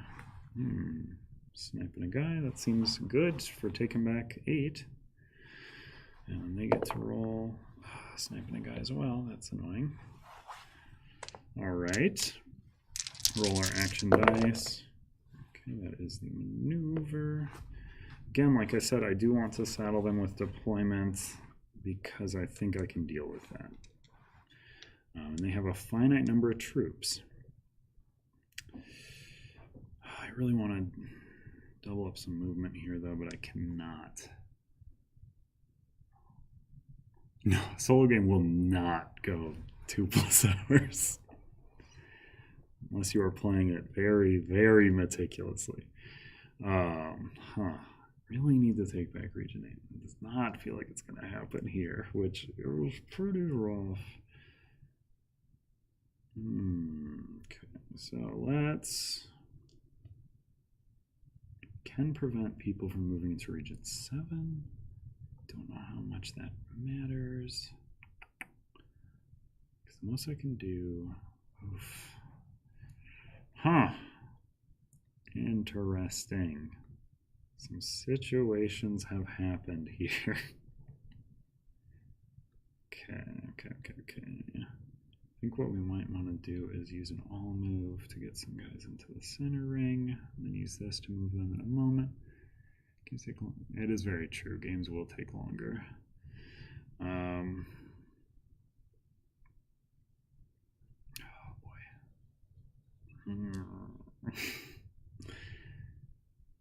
I think. Yeah. Oof, it's a thinker now. It's a thinker. It looked really good to start, but it's looking less good. I'm gonna move 2. We're gonna leave this region alone. They can have it. Moving in there. When the Grizzled moves in, it gets to attack for 1. Then we're going to spend a Cora. Put down a trap. There we go. I'm just gonna lay it face up. No surprises for me. I will never play the steal a Cora trap on them because they want to spend their Cora as soon as possible. I will then by another trap. It's my deploy 2 guys trap. And then another Cora. It's my deploy 2 guys trap. These are the traps that live in this region. We are trying to set ourselves up for them getting a die that we do not want them to have. Santoro, are you just secretly Fred Jones from Scooby-Doo? Does he set traps? Yes. Okay, then I suppose I am. Oh, let me see. Taught countless games. It's very true. Let me see here. Okay, so that was my first turn. I've spent all this Cora. I'm not holding on to extra Cora. So, it was passed to the AI. They will spend their 1 Cora immediately to summon a Winden. When deploying a Winden, place them in the region where the Alden have the most troops. Oh, beans. Well, that's here. Okay. Got it. Okay, then they will immediately spend their all-seeing die. The snipe or strike or whatever that one's called does this for them. They attack any region for 1 damage and then repeat this effect. They're targeting threat level areas, clearly the highest threat level area currently. So we'll always target elites if possible. This grizzled has finally grizzed his last old. Return to my mat he is. They would then repeat that effect. Still the highest threat region with a threat of 10 or 11 actually. They would love to target these traps, but rules wise they cannot because the traps are always targeted last, so they will pick off a runt in that area. Then after all that, they're going to use this deploy phase to deploy 4 troops. Oh, beans. Directly into the highest threat area. Oh. And that was poorly played on my part because deploying directly into an area does not trigger any traps. Movement does. It's quite important in this specific thing that I have done here. But they cannot control Region 8. It simply must not be allowed. But I have 1 troop I can move in there. Unrelated, but will the metal troops be the same size as base troops? They will. They will be the exact same size. Coda are very much in trouble now. I think the Coda might have just lost specifically on ruling of movement. I have pickled myself a bit. But I can't wait it out either. Yeah, because the all move... I can just hope for terrible rolls on their part. That is my one hope right now. Because I will have to spend both dice to do an all move on this area where I have 1 movable troop to move them into this region.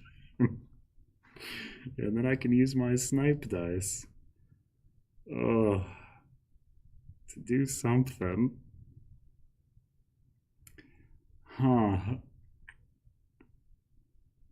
See, I will ping the elegant for 1. It's not gonna, that does nothing. Down here, go.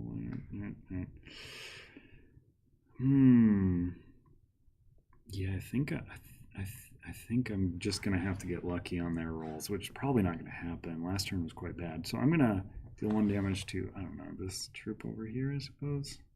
Sure, why not? I want that area to be in my control. Please, thank you. So back to the Alden's turn. So they have used their regular attack phase. They only get 1 more roll, so they do have to roll the maneuver phase to take it, or an attack phase. No, attack phase doesn't do it. I don't think. Wait, oh, it's an attack phase. So let me just double check. AI attacks a region they occupy or adjacent for 1. They're gonna. Oh, this is certainly not the highest threat region. This is a terribly high threat region. So attack this region for 1. That destroys a trap. I guess I would get to choose which one they attack because it's all even. I'll have them destroy the deploy fellers one. Then they're going to recheck for highest threat on the second part, which would still, this is 6, 3, 1, 4. Yeah, they're just going to kill another trap. That's a bummer. 2 damage and 2 troops are kind of the same. I want to kill their guys, though. I'll leave the... They've destroyed my deploy traps. Okay, I have denied them control of Region 8. Another strategy in solo co-op, you can... No, I'm quite aware. Let me see here. All right, so that ends the round, though. They have taken the numbers. The strategy with all move is kind of fun with, solo co-op. The AI is deprived of a turn as well because I spent a die. They trigger off me spending a die, so if I spend 2, they won't take 2 turns. So even though I just moved 1 troop with my piddly little all move, it gave them only 1 chance to roll out of it, which was good, just enough. So over here, I get control and domination. So I get 2 plus 1 plus 1. So 2 from the grizzled, 1 for controlling, 1 for dominating. So that's 4 total. That puts me up to 26. I think I just got it, though. Over here, they all didn't get 1. Down here... So, Toro, do you want to make sure your score point is on top of the numbers? Oh, sure. Yeah. That's true. That's true. Thank you. All right, so... Alden got their 1 down here. Yeah, I just got it because yep. I control this. Yeah, that's 1 for control. I don't dominate. 3. Oh, I don't have 29. Tie. They have it. Okay, never mind. I'm lying. I almost got it. Okay, so they get 2 plus dominate plus this guy, so they get 4 up to 13. Oh no. Over here, they get 2 plus what they get 16. Into here, they control. I've got this 1 trap. They don't dominate, so they get 2. 18. In the center, we're tied. Nobody scores. They don't control. We're on to round 4, and my imminent demise. This is going to be pretty awful because what happens now, this is going to trigger 4 times right up top. So on 1... Region order, regions with 2 or more AI troops move a troop towards Region 8. They don't have none. They have 2. They're going to move 1 towards Region 8. They have 1. Also, this has moved because of region. They have 1. Nothing happens. They have those guys. They're going to move 1. That triggers my trap, though. So we remember that we're here. Trigger that. Deal 2 damage. I'm going to kill 2 of these guys because I hate them. They're dead. So this one just triggered. This one, 2 or more, move towards. Now we're in region 7. I'm going to move that in. That was 1. 2. Same thing. 1 there, 1 there, 1 there. So none of those move. But this one does move. This one only has 1 now, so it doesn't move. This ring does move. Okay. That wasn't so bad. This is going to be bad, though. So 3 is volley. Highest threat region. Currently this one. Yeah, this is 4. Yep, so 2 damage to this region. Kills my bear and my man. The last man in there. Oof. So that was that volley. I don't have any guys in this adjacent. And then on... Oh, another volley of arrows coming down. It's going to hit this region for 2. Do I have any adjacent? No. Okay. I'm so smart. So that was the AI maintenance. It was pretty bad. It was fine. That was manageable. Region 1, I get a Cora. Love it. Region 2, we're tied. Nothing. Down here, they get to attack me. Oh. They care about threat, though? Threat, then elite. And they get to act as though they have the die face. So they get to attack. Oh no. So this is the highest threat regions. They're going to bop. Dead. All my bears. All in one fell go. Oh.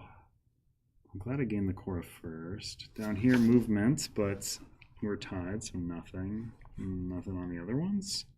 Spoils are done. On to laying groundwork. We will each deploy a guy. No, they won't. They don't have any more guys. I saw to that. Then we're each going to gain a Cora. That's spectacular. Then we're each going to roll our gray dice. It's fine, I suppose. Not damage. Oh, it's damage. It's pretty bad. Laying groundwork completed. We are going to move to our draft. Okay, this is actually a maneuver. A maneuver. So they need 12 points to defeat me. I need 1 point and to deny them control regioning. So what do we need to do here? I need to deploy some folks directly into an area to strengthen my center numbers. I need them not to attack. So I need to keep an area as a higher threat so that they care about that more. So I'm going to take this attack die. I only want them to attack once.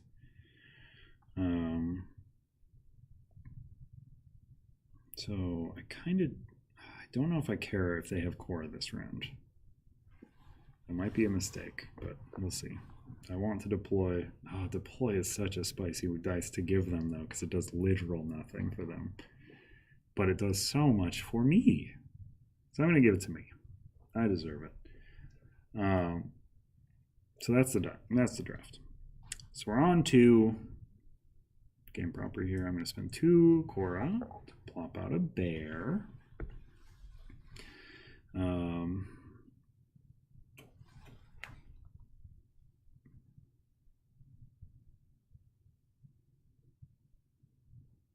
How did I already lose?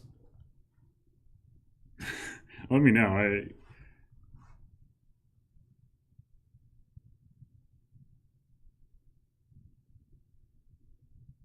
Oh, really? Huh. I don't know if I agree with that one, Adam. We'll see. But I'm going to play it out as though I didn't immediately lose when things moved into that region. Because, I don't know. I guess they control that region. Yeah, that's true. That's true.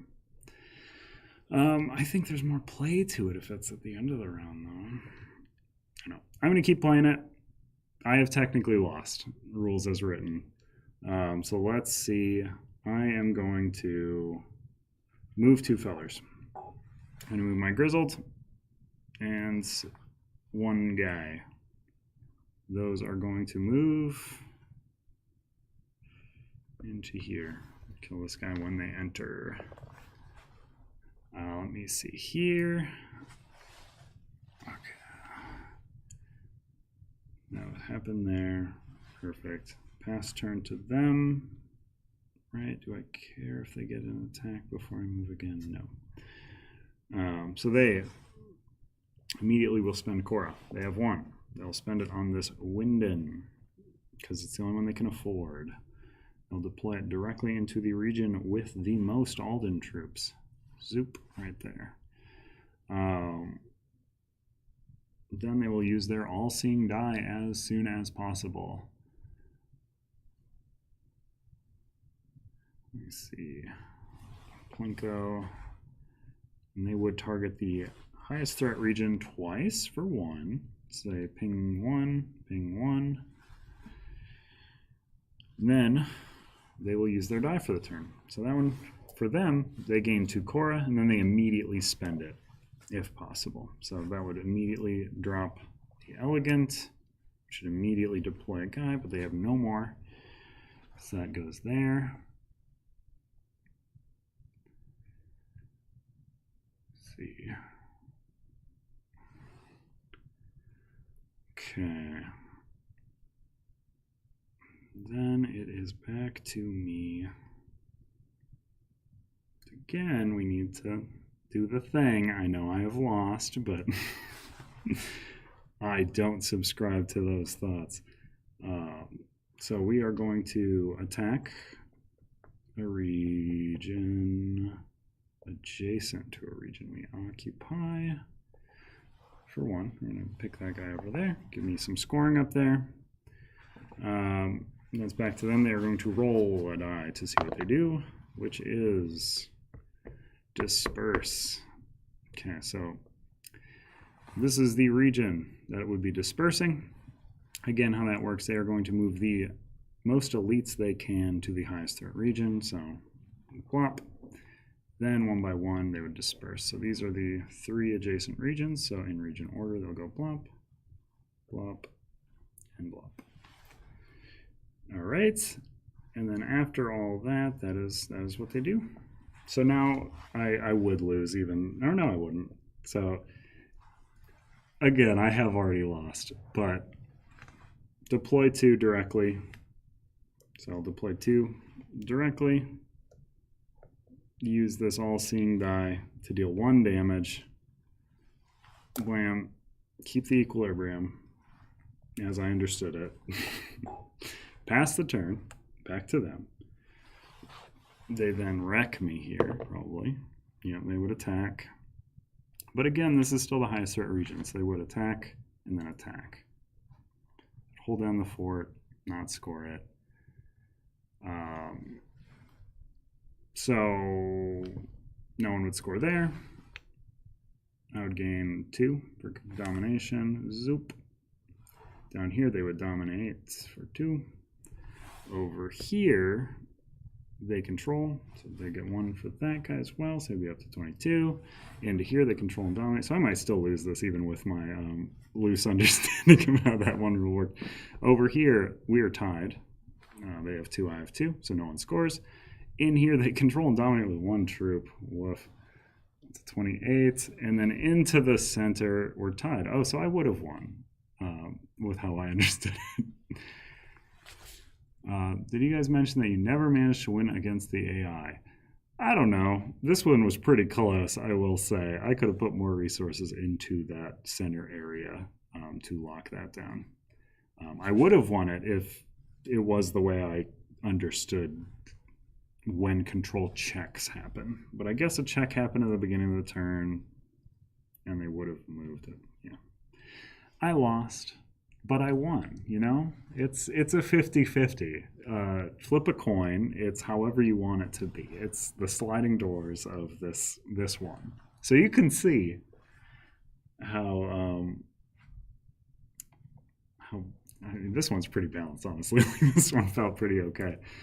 Because I definitely feel like I could have gotten that one if I knew that that is how control checked versus how it actually checks, which is always. But yeah, let me know your thoughts. That's my playthrough of solo, pure solo. We will have co-op shortly here. I don't know exactly when. I do have to walk outside of this door and see who is around to do that co-op with. Yeah, I think it looks good. Like, it's functioning. It's doing its thing. There you go. That is why, you know, you don't have to have guessed correctly. Because in my mind, I won this game. Because I managed to. I think this is very impressive on my part. I managed to tie it up right at the end where it counted. May I add? Just as a reminder for those of you guys watching, if you would like to potentially win a giveaway for a base Wroth game pledge, please head down to the description of the live stream and fill out the Google form located there. You do not have to be correct in your predictions to enter the giveaway. At the end of the stream, we will close it and announce a winner. Hey, I'd give this more than functional as my high praise. I do like this a lot. I was having, you saw my reactions. I was on the edge of my seat. I didn't need my whole seat because I was only using the edge. Boss is very hard. It's a hard one. And I should have put my resources towards the center of the map.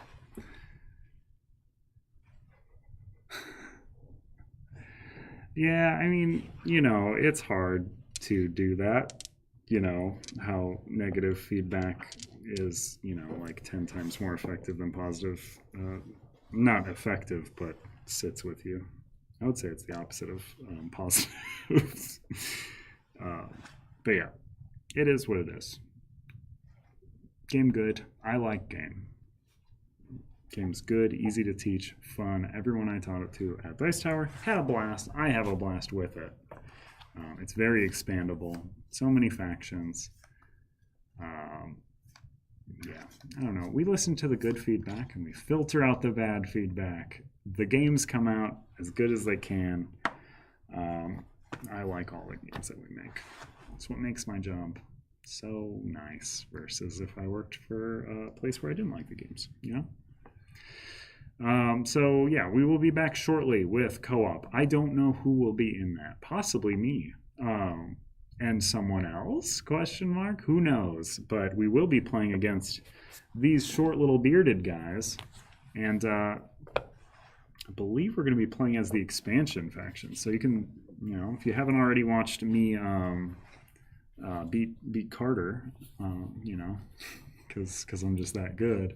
A game that turned out very close. I love how close the games get in this game, unless you let someone run away with it. Don't ever do that. 18-point deficit. Two-handed solo. I will play a two-handed solo if I must, but I don't believe I will have to. We're going to be showing off the expansion factions of the Vena, who are the witchy folks, and the Paladin, who are paladins, as their name would indicate. They're pretty cool. They work a little slightly more complex, I believe, than your everyday factions. So that's why they're expansion factions. They're very cool. Add them to your pledge if you haven't. They're neat. They will fit in the base game box. A question that is often asked. But yeah, I'm going to go. Feel free to continue chatting, ask questions. We'll get to them when we return shortly to this very stream. And in the meantime, if you haven't already, fill out that form. Check out the campaign below in the description. Both links should live there. That form will be shutting down shortly, near the end of the co-op game. So fill it out now while you have the chance, if you'd like a game. And send me to break, Carter.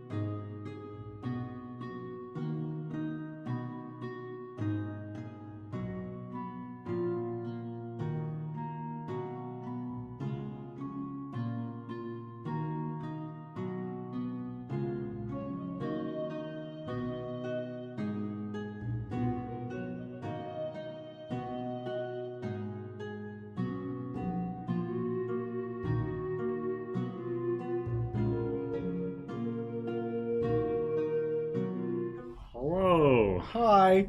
Welcome back. We're playing co-op. It's me geez. and this guy who can't win a game of this game, so I feel good. Screwed. Uh-huh. Yep.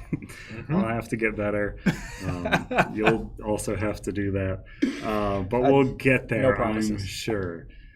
So, we are playing in co-op the Runin Show of Strength.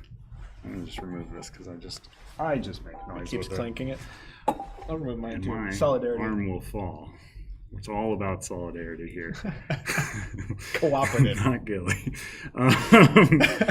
Okay, so we are going to be playing as the Vena and the Paldane against the Runin. The Runin's Show of Strength feat.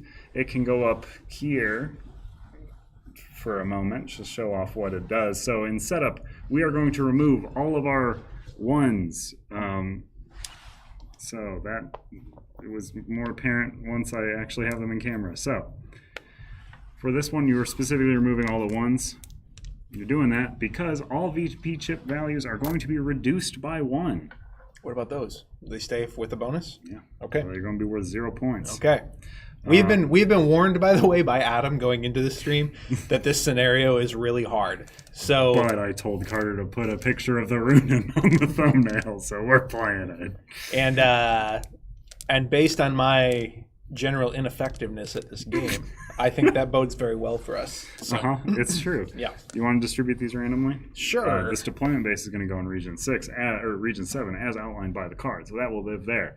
All VP chips are reduced by 1. I am going to have to explain all of the rules to you because as you informed me as you walked in, you did not watch the first part of this, so you have no idea how this plays. I have a general idea how this plays, but I have not played with the latest rules iterations yet, and I went back and diligently began working again on the Elder Scrolls update, so it's not good. It's not my fault. It's your fault. I'm a good viewers. Am I missing? Is this one just not used? Am I missing? There should be 8. And as a reminder, as we set up the game, oh yeah, that's the deployment. What was that? Okay. As a reminder for those who are watching the live stream and want to enter our giveaway of a base game Wroth pledge, please go down to the description below the live stream. I didn't know that was already predetermined. Form, and you will be entered for a chance to win a base game pledge at the end of the stream. We will be closing that form probably around like the last 10-20 minutes of the game. So make sure to do so down below. Okay. And again, I want to reiterate, it is hard to host a thing, teach a thing, double teach a thing, play the thing, and keep everything in mind. So flubs and fubbles and whatever might happen here, don't worry too much about it. Yep. Our goal is to show the structure for co-op. Yep. Exactly.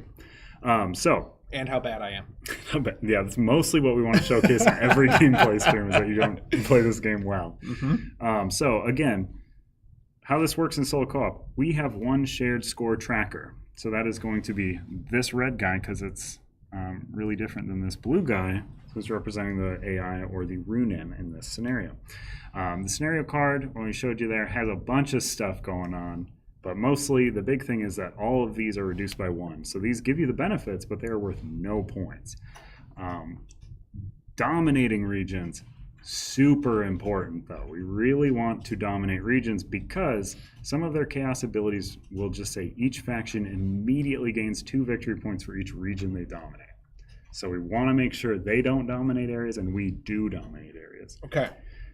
Key things to note. For control of an area, our troops are compiled. We are counted together for control. Okay. For dominating, we are in direct opposition. So if I have 1 guy here and you have 6, you just control that region. And neither of us dominates it. Neither of us dominate it. So we will not get any domination bonuses. That's kind of a... I know, it's a little wrinkle. Okay, right? all right. Because we're working together, but we still want to dominate stuff. Again, we have our gray all-seeing dice. Our mats function the same. You know how these mats function. Yep. Your guys have guys that heal. These guys have to move an extra space and hit the space that they moved into first for 1 damage or 1 attack. And then these have to be attacked before any other faction units in that area. That's going to be interesting in co-op because they can also take hits for my units.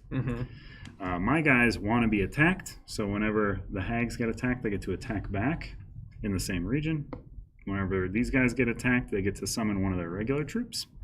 And then these cauldrons have to be attacked last, but every turn that they're in play, they get to resurrect a dead troop.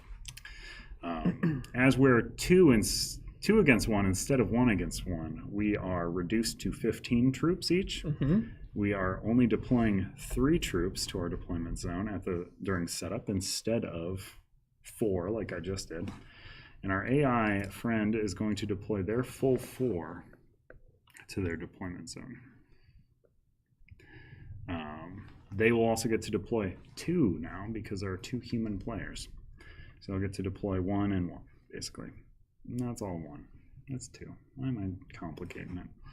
All right, so that is setup. We've placed all our tokens. Our round counter has been reset to 1 because we're in round 1. We've plopped our dudes out. So on to AI maintenance. So give this guy a roll into this good old dice tray. I'm sorry, I put all the action dice in there.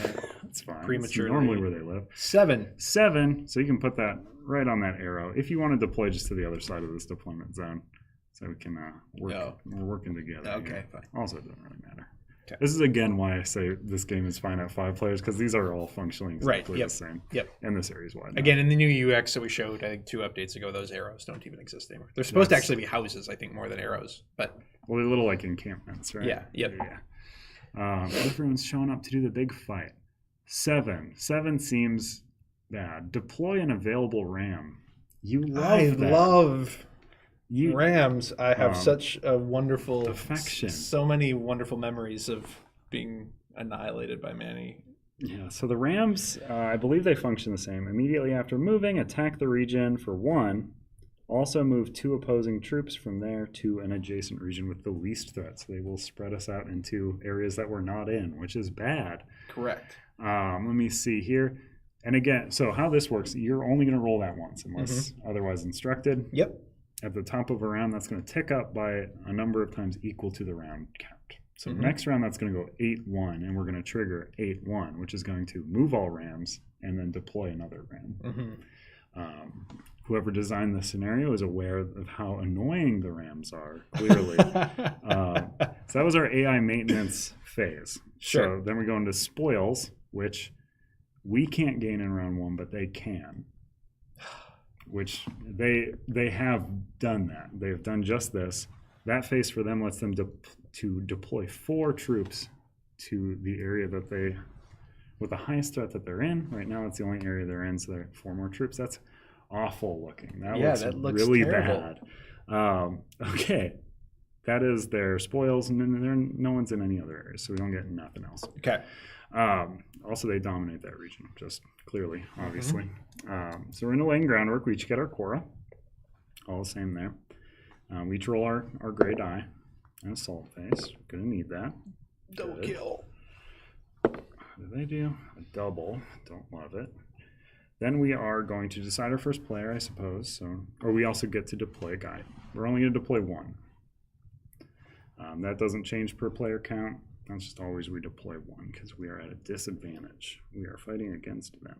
So we deployed 1 gray die, Cora. Perfect. So we're going to roll these and decide who's first player.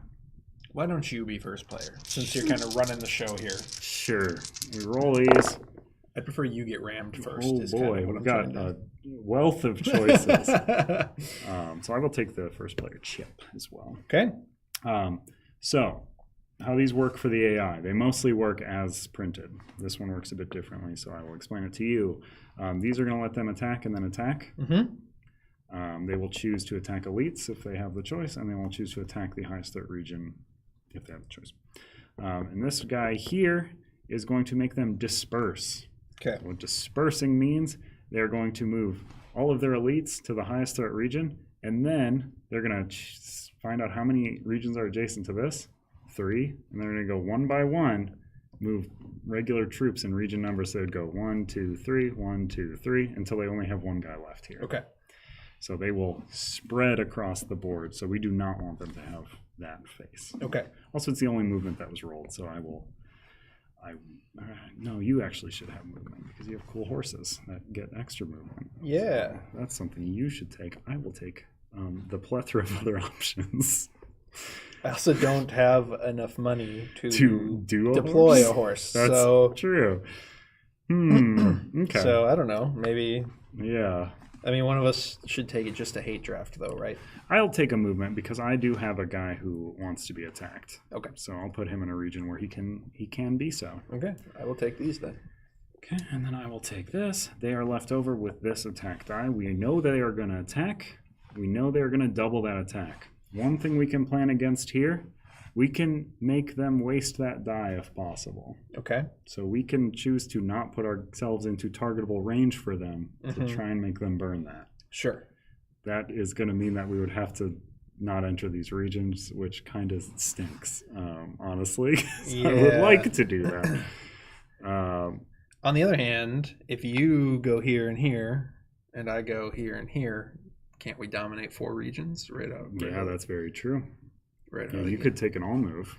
I'm really good at this game. Yeah. In case you This didn't is know. this is a smart man's move. Yeah, but we'll have to pay for an all move to do that, right? That's true. Well, I don't know. The all move doesn't. All move is just 2 dice, so you would spend 2 dice. I know, but yeah, you would have to do it. It is going to give them less turns. Is another positive. Because how this is going to work, we're each going to spend a die to take our turn like normal. But then they're going to take a number of turns equal to how many we just took. Gotcha. If you do an all move, they're going to get 1 less turn overall. So not a terrible idea. All right. Let me see here. I am going to spend this 1 Cora to summon this Acolyte. Okay. There we go. Then I'm going to use this movement dice to move some units. I'm going to directly oppose the thing that I just said. I'm going to use this movement dice. I'm going to move. I think I might just even move 1. So bright. You keep moving. I'll read the chat and see if there's anything. So I've moved 2 units into here with my move die. Why I've done that is this guy triggers on attack. So anytime an opposing faction attacks, their attacks are all doubled. So it's going to go bop, bop. Oh, they're going to kill it though. But I'm going to drop a bunch of dudes. So how this is, so that's my play. I am also going to just spend my assault phase to kill this ram because I hate it. I don't want it there, you know? Okay. Frankly, I don't like it. And then I will pass the turn to you. Okay. I'm going to cash in my 2 single attacks. Well, I guess it doesn't really matter because I'm not going to end up probably doing much attacking anyway. Yeah, you can just spread to 1 to each corner. That's kind of what I'm thinking. It's going to be massively powerful. Which is not going to, again, this is going to be effectively mostly useless, but. Oh, you can spend that as, so that's another change. You can spend your all-seeing die as one of your. I know, but it's like they're all kind of doing the same thing. So, and a double is better than a single. But they might move into a targetable range for you. That's true. But you won't get to take a turn if you have no action dice and an all-seeing die. So those are the pushes and pulls of which you're going to sacrifice. Okay, well, I better do that then. I'll sacrifice these 2, including my all-seeing, to go boop, boop. Yeah, if you didn't notice this, again, you can spend 2 dice to use the all move. That is not accessible. If you weren't here for the first part, this face, or this yellow face, is now this blue face. The only way you can take this all move action that you may have seen before is by spending 2 dice, but those dice can be any 2 dice, even your all-seeing die. To take a turn, though, you do have to have an action dice, so he used his all-seeing dice, so you can have another turn. What you can do as well is, if you want, these iron walls can block damage. I don't know how worrisome that is right now with their positioning, but they and they only cost 1. Sorry, I had in my head, I think the last faction I played, everything cost 2. All my elites cost 2. I forgot to even look. I think it's highly unlikely that they will hit you before your next turn, so you could certainly wait, but there's and I don't think there's even one possibility that they would do it. But if not, they'll pass right to them. All right. I will spend my Cora. Drop in an iron well. And I will drop it in the... 3-pointer? 3-pointer. Makes sense. Or the 2-pointer, I guess. Yeah. It's worth one less. Yep. Okay, so the AI's turn comes up. They have a Cora. They will always spend their Cora if they can, and they can. They have a single unit that costs 1, so they will immediately summon a miner. When deploying a miner, they will place it in a region with the most Runin troops. Plop. During VP checks, if a miner is in a region that they control, they gain 1 Cora. If they dominate it, they get 2 Cora. We want to plop at least 1 person into that region. This is starting to feel like it's going to become Ram Central again, and I just hate what that. we call it. So they have spent their Cora. They can't spend their all-seeing die without using their action die, so that will happen right after they use that. So they're going to attack. Again, that's going to attack the highest threat region that they can, and then they're going to attack the highest threat region that they can. They have no attack modifiers, so this is just going to go 1. Anytime an opposing faction attacks, deploy 1 Tyro. Oh, this is just 2 here. Yeah, it's slightly less good. This again attacks. They get to deploy Guy.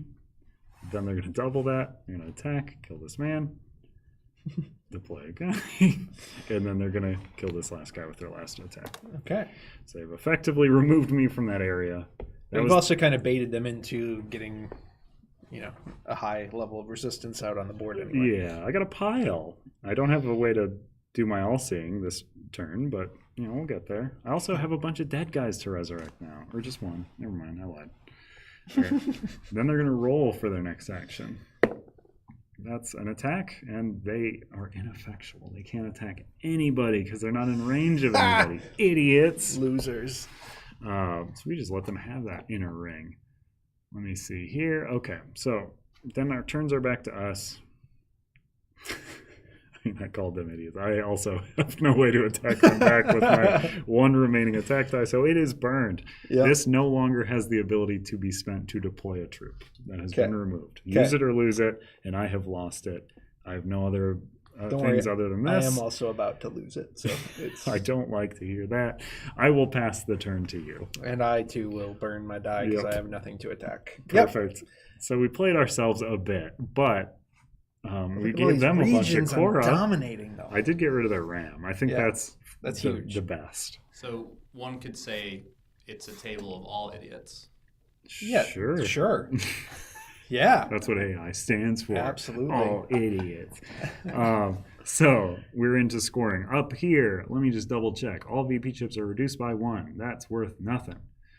We do still get a domination bonus. So you are the only one with anyone there, so you get 1 point for us. Yay. Over here, again, 2 points. 2 points plus 1 for dominating, so you get up to 4. Down here, that'd be 3 normally. It's 2. Over there, it's the same again. So 2, 2. You get another 4, up to 8. We're doing great. I'm winning. So stop there. No one's here. No one's here. They're all here. So they get 2 Cora for dominating from the minor. I hate that. They also get 1, 2, 3. Right? No, they -1. It's also -1 for them. So they get 1 point for dominating. They're on the board. But we're kicking their butts. Look at that. Yeah, they're terrible at this game. They suck. Boo. Last phase, they just do this. Pop that up to round 2. We give this over here. And then top of the round, we have AI maintenance. They're going to take that up to 8. Move all Rams. Dummies, I don't have any Rams. They take it to 1. Deploy a Ram. Zoop, zoop. Okay. All right. So then we are on to spoils. You get a free either deploy 2 to your deployment zone or move 2.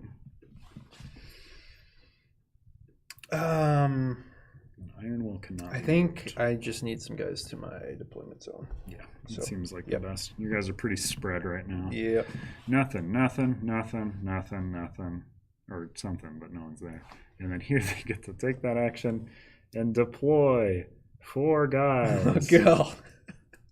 So there's a specific face that we never want them to see. Yep. Do not allow them to move ever.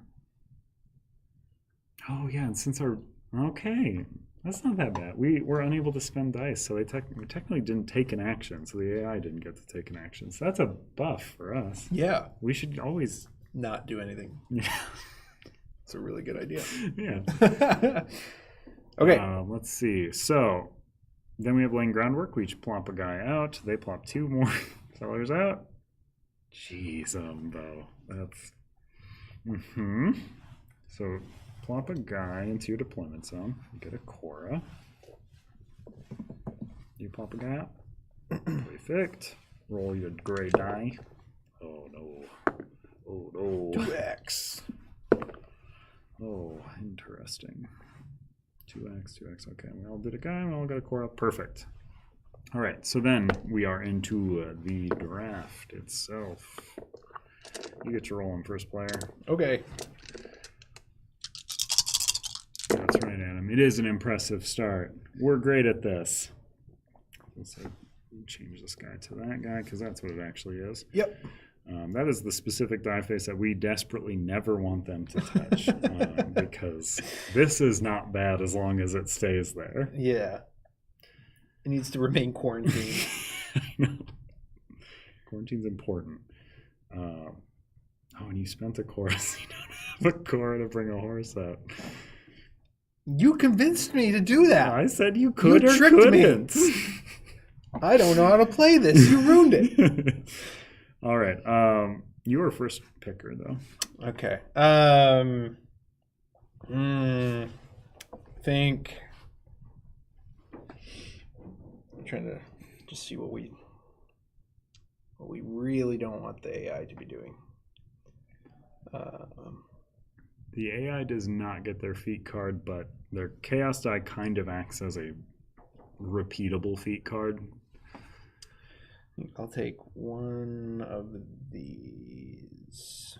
Okay, so the Chaos Die is currently not... It's rolled once up top, and then you tick through the full table of all of its abilities like a number of times each round. So next round it's going to go 2, 3, 4, and we're going to move all Rams, move all Stoics and Miners.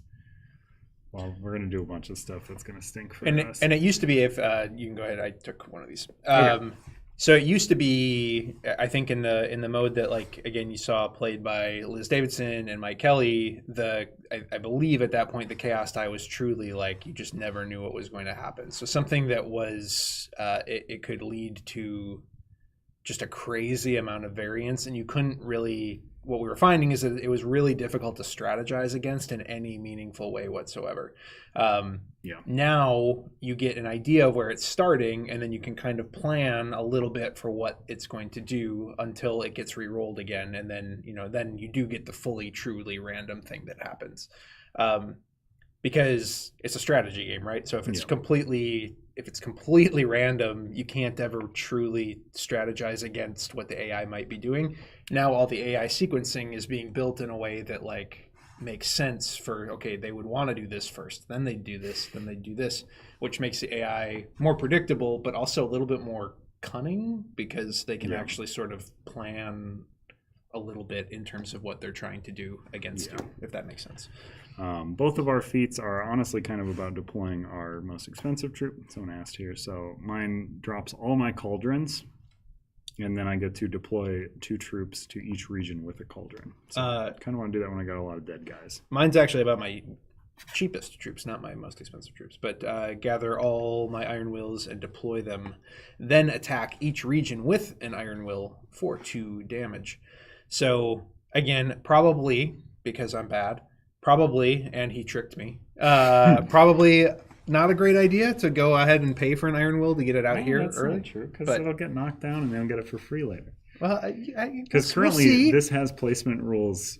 Like, it doesn't say it on the card, but this still has those placement rules. Sure. Okay. So it can only, you couldn't drop 3 iron wills in here because you're not there, right? And deal 6 damage. Like, you couldn't plow. Yeah. That would be great. That area needs something to happen to it.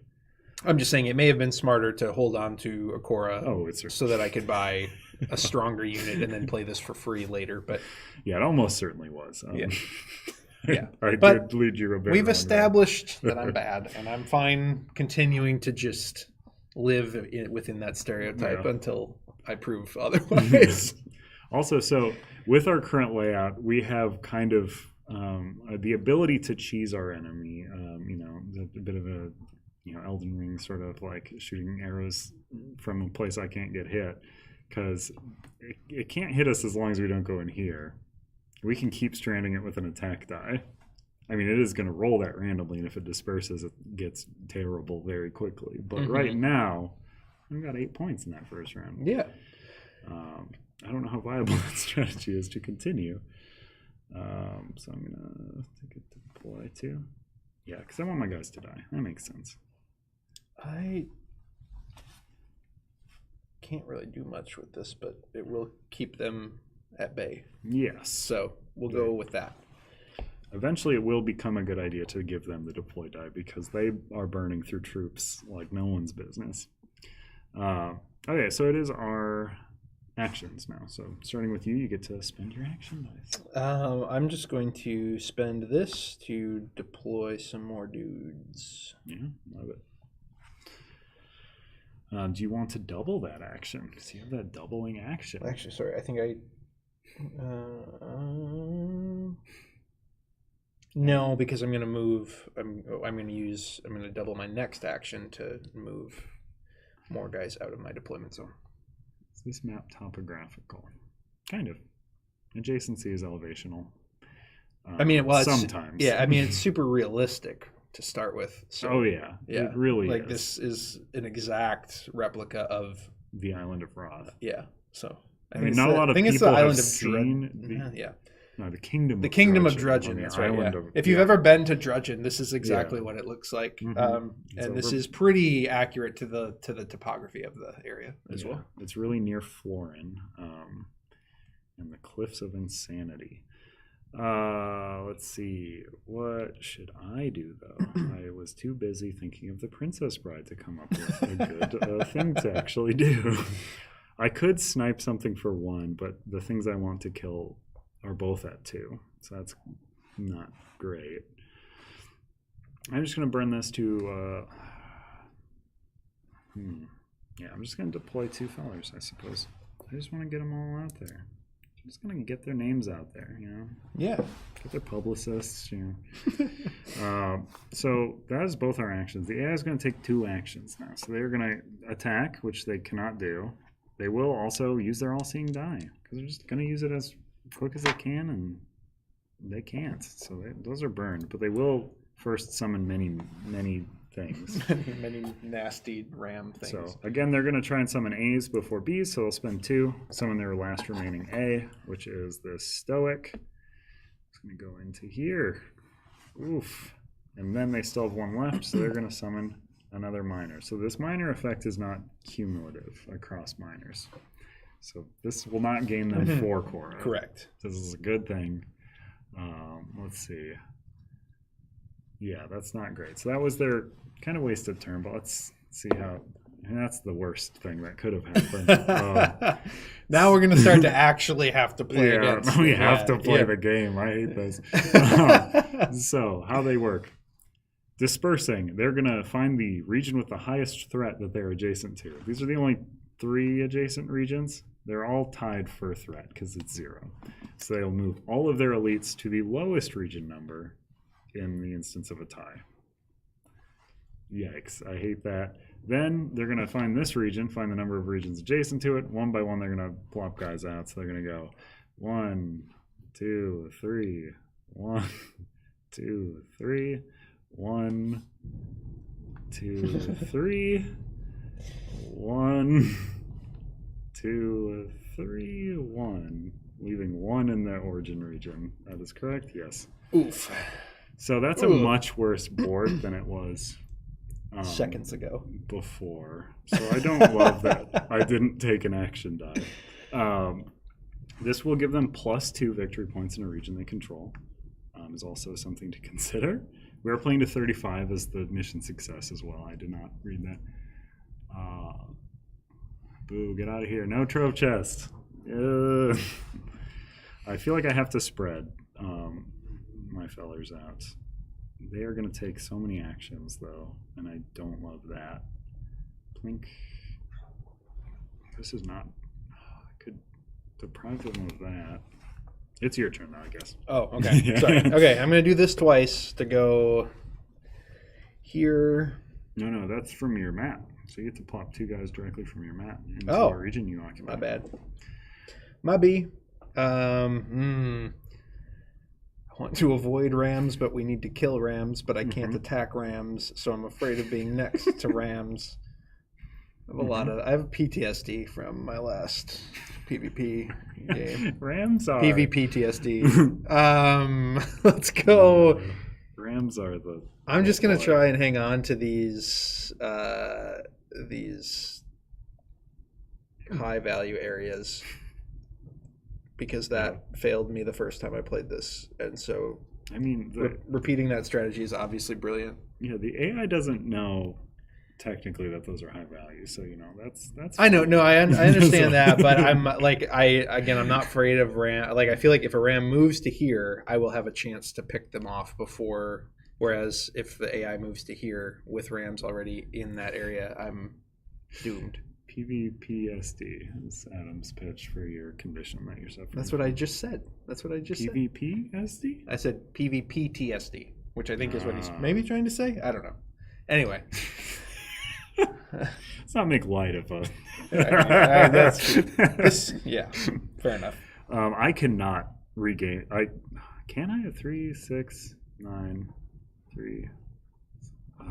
I could exactly tie that region, which feels awful to do. I don't want to take away your dominating though, because that's a lot of points for us. That's 4 points just on its own. There, PvPTSD. Adam's all over it. Just he gotcha. He dunked on you after you did it. Okay, I'm gonna spend a Cora to put out a Tyro. I'm also thinking I'm gonna try and get this guy killed ASAP so that I can then redeploy. Yeah. Gather as well. You can gather from anywhere. I know. Okay. Yeah, no, I know that. It is just wasted if that is the case. I'm gonna do the spend too. So I'm going to spend that. I'm going to spend that to do the all move because I think that has to happen. Does this guy give me a bonus? He does. So I want to control the region that I move into. I also want a free attack. So I'm going to move. I honestly think I'm just going to dump like all guys in here and then put 1 in here just so that they don't dominate. Because that'll prevent them from getting Cora. Yeah. Some Cora. They will still get 1. They don't have a turn remaining, correct? Or they do? They do. They get to take as many actions as we just took. Well, they should stop. Yeah, they always act last. We don't know what they're going to do either because they're both rolls now. So it's their turn now. Oh boy, that's awful. So this has the most. Highest threat adjacent region is now that one, clearly. So they're going to send all their fellers into there. Oh, I hate this so much. Because that is the ram. So those all move in. Those move in. Oh, okay, I'm going to move this guy so he's not hiding. Okay, the ram moves in. What do you do? Immediately after moving a ram, attack the region with this ram for 1 damage. Also move 2 opposing troops from there to an adjacent region with the least threat. So this is getting attacked, so I get to deploy 1. That's something, but then it's going to move 2. I'm assuming it's always going to move elite, because that is how they kind of are worded in general. Yeah. To the least threat? Yep. Region with the least threat. So that's not these. That's great, actually, because this would take away your domination. So we want that to not happen. Also, there's so much more happening here after this ram attack. So this is the least threat that's adjacent? Well, I mean, you have 3. But wouldn't 0... Do we calculate our own troops for threat? I would assume. No, I didn't explain this to you. Threat is cumulative across human players. So gotcha. Okay. This is 1. That's 6 because these are guys were 3 in calculating threat. That's 3. Okay. This region's 7. If this was here, this region would be 10. Okay. Yeah. So that's fortunate for us, honestly. They attacked this guy for 1, moved it there. That's fine. Can 2 grown men best 1 piece of cardboard? Stay tuned to find out. It's not cardboard. Yeah. That means it's harder to best. It's indestructible. That's the problem. That's the whole problem. That is the problem. They are going to finish dispersing now as well. So the regions that are adjacent to region 5 here are 1, 4, 7, 6. So they're going to go 1 into 1, 1 into 4, 1 into 6, 1 into 7, leaving 1 behind as the lonely tire of that. So I don't love it. And then they take one more action too, right? I take one. I do indeed. That's an attack. Ow. So they are, how do they attack? I'm just going to double check. AI attacks or region they occupy are 1 adjacent for 1. Repeat this effect. So highest threat still. So how that works. Highest threat still here. I have 7 there, so they're going to kill 1. Wow. They've killed it. Yes. They've killed it. So now they're going to recheck for threat. Okay. This is 6 now. That's also 6. They care more about lower region numbers in a tie. Okay. And attack that for 1. Yes, kill it. Go. That's great. Kill I it. love that. I love that. Right? Yeah, because this is only 4. Okay. Yep. So that was both their turns. They took their turns. They're done. You Okay. have no more dice. I have no more dice. Yeah. We're great. We're great. We're doing great. It's good. Let's score some stuff. Yeah. So up here, nothing. Okay. Or is it? Yeah, no, Yeah, nothing. nothing. That's a tie. Over here, you dominate. So you get the 3? full 3 because 1, it's 2, -1. 3. And Yep. then, no bonuses. Down here, you dominate, so you get 2. Over here, it's a tie, so nothing. Over here, it's a tie, so nothing. Over here, they control, right? 1, 2, 3, 4, 5, 6, 7, 8, 9. But they get nothing. Because they don't dominate. Over here, we're tied actually, so super nothing. Here they dominate, which sucks. So they get 2 or 1 for that. So they only get 1 off that. Oh, they do control though, so this is important because they're going to get a lot of bonuses. They get this bonus for +2. Introducing, and then they get nothing for the ram. They get a Cora from their minor though. Oof. Great. We're in great shape.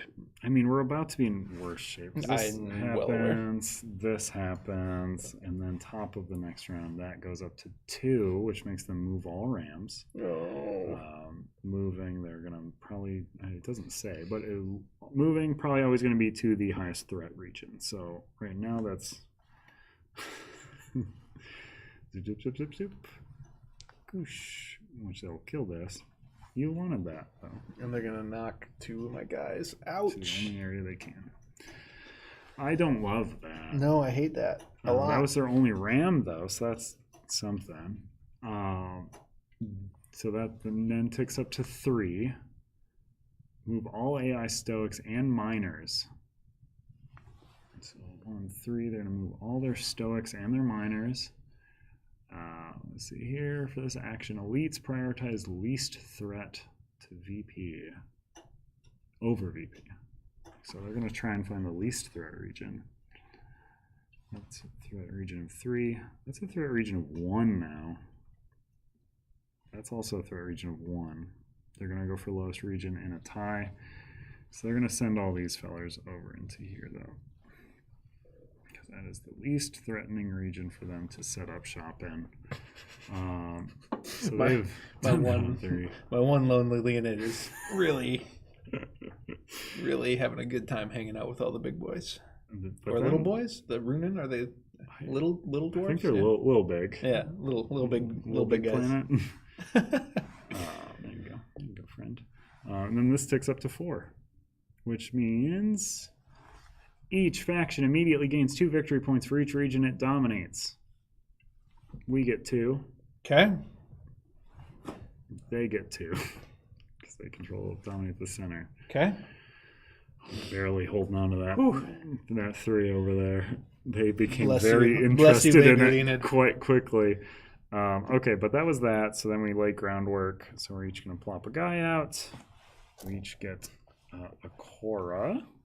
Boop. Great all-seeing dice. Double. Cora. Oof. Don't love the assault. And then we will roll our 5 actioned dice. Change that to that because that is what it is. Oh, man. Again, don't love them dispersing. I need to attack them. Yeah. I want Cora. You have enough Cora finally to do the thing. Yeah. And you have a Cora on your Cora. So I'm going to take the Cora die. And I will pass it to you. Oh, they also deploy too. That's something I forgot to do for them. Which I don't like either. I suppose I should take the other one.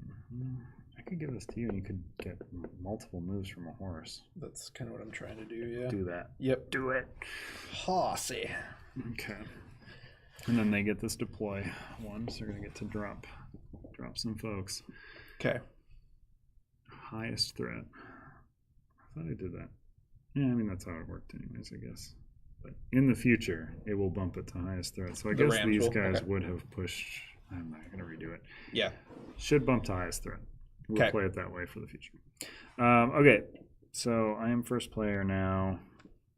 I could just do a Cora and then see what happens. Kind of like that. Have that die, friend.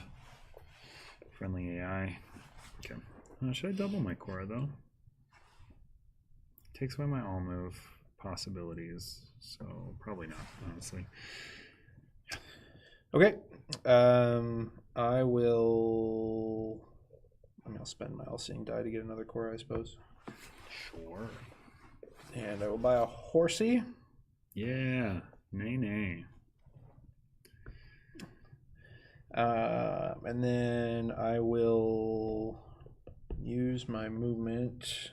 Where do I want to move him to? So my rider, when moving a rider, I may move 2 regions instead of 1. If moving 2, attack the first region moved for attack the first region moved through for 1 damage. So it's like a drive-by slaying essentially. So before we get too far, I forgot to calculate spoils. So nothing gained there. I would get a free attack though, so that's important. So I get to attack as though I had an attack die. I honestly don't know what's best to attack right now. It's all looking pretty grim.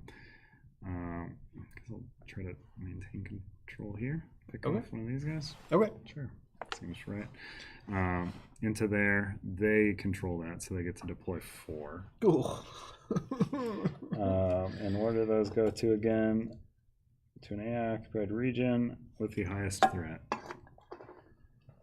So, yeah, it's here. And then into the center, they get another Cora. Okay. Yeah, that's kind of important to not forget. Yeah, okay. Yeah, so you get to move. Do those 4 troops get moved to the corner island for threat, or do they get moved to region 7? Highest threat. So highest threat would be 4, 5, 6, 7, 8 in this region. So it's dropping 4 in there to try and contest that threat level. Let me tell you, as recording voiceover for this video is a nightmare because the term AI is so hard to say in succession a bunch of times. But yes, the AI is a smarty pants, and we'll try to get it from you. So I think I'm gonna go here. Yeah, I think and that's then good. Here. So you pick off, you attack the region you first moved into for 1 damage. Right. Yeah. So you get to kill that feller. I like that. Sets you up to not to pick off that guy, but you could move over here, kill that guy, and move back next turn. That's kind of exactly. Did you want to move anyone else? Because you could. Oh yeah. They would only move to the region you first moved. Yep. They wouldn't get to ride along. Yes, I did. Okay. I was just so excited about getting on my horse. I get it. Horses are cool. Okay, let's see. Do we want to put a cauldron down? I don't know. I don't got a lot of dead guys, and they'll probably die, but sure, let's do it. This was not that face. This was... Kind of... Was this? Before you do that. Yeah, go for it. Should I deploy all my iron wills up here and try and... How does it gather all iron wills, deploy them, then attack each region with an iron... So it's only going to deal 2 damage to so it's each better region. to spread. Yeah. Yeah, better to spread. Okay, I'll wait. And you earn your red. So you could do 2 technically, but that's... You want to end up here probably before you drop the third one. Yep. Any rich lore coming from Wroth? Check out that trailer video. It's got some lore about the island of Wroth, but no rich lore. Maybe a little poor lore. Yeah, poor. I think it's not that poor. No, I'm just kidding. But it's again, like we're deep now. Manny loves this universe, and he loves working within this style, and he's got like some loose background for each of the factions. I don't think it's coming on this campaign. We kind of had to scale back a little bit the amount of because Manny would love to actually do a graphic novel within this world too. So I would say eventually, likely, again, given the game is being well received and is successful. But Manny has a lot on his plate right now, both with this game and with 20 Strong Tanglewoods, and he is launching, I think, next month his own like game company and a game called Neon Rain as a part of that. So Manny's a busy guy, and we are trying to be respectful, and that's completely aside from like all the Dice Throne stuff too, which is still going gangbusters for him. So also the Tanglewood stuff, which is coming up for him as well. Well, right, yeah, that's what I was saying. Yeah, 20 Strong Tanglewoods. I wasn't listening. You're fine. Yeah, you're fine. Till Yeah. the end. So I would expect there likely will be at some point. I just don't know when. Yeah. I almost forgot to take their turn for them. That's honestly going to be the biggest thing for me to forget, is just to actually have them take their turn, because I'm not used to running someone else's turns. So they're going to immediately spend Cora if possible. It is possible. They're going to spend 2 Cora to plop out a Stoic. Again, why was that? I just, B was available there, B was available here. They're going to go for leftmost if possible. Yep. So, okay. Plop a Stoic into their deployment zone. Well, hate it. Don't love it. Then they're going to spend their other core, because they can, to deploy a miner into the area with the most runen. Yes, which is it's this area now. Oh, that's bad, because now they get to generate multiple times because they're in separate areas. Don't love it. And then they're going to use their all-seeing die, because they can, to blast somebody for 2. AI attacks a region they occupy or region adjacent, targeting threat and then elite. So highest threat, I believe, is definitely there. So they're going to hit for 2, they're going to recheck, and then hit for 2 again. So they're going to kill my guys for sure. And then it's 1, 2, 3, 4. 4. Oh no. 4. Okay, it's tied in these 3 regions. So in a tie, they'll go lowest region number and hit for another 2. They care about elites before anything else. So that was before they even take any of their actions. They're going to do that. They're going to deploy 4 to, I always forget how this one works, to the highest threat region, which is tied. But this is the lowest number where it's tied. Or no, it's not. This is. Drop and ship in there. Cool. And they're going to roll this die for their other one. Give it a roll. See what we get. Violence. Horse dead. No. So they attack. That's no longer the highest threat region, so now they'll recheck. Ping that one, because it's the next lowest region. Man. Yeah. Okay. Oh, I'm keeping my dead guys around, because my cauldron. Yeah, you can bring them back. So now it's our turn again. That changes things a mite bit, I suppose. So I'm going to spend 2 to put a cauldron here. And then I'm going to deploy and double that, just to put the last of my fellers in there. Really make that the highest threat region. Really take the throne away. Well, not really. It's pretty bad. Well, now I can't move my horse because my horse is deceased. Mm-hmm. It's horse legs up in the ground. So I'm trying to,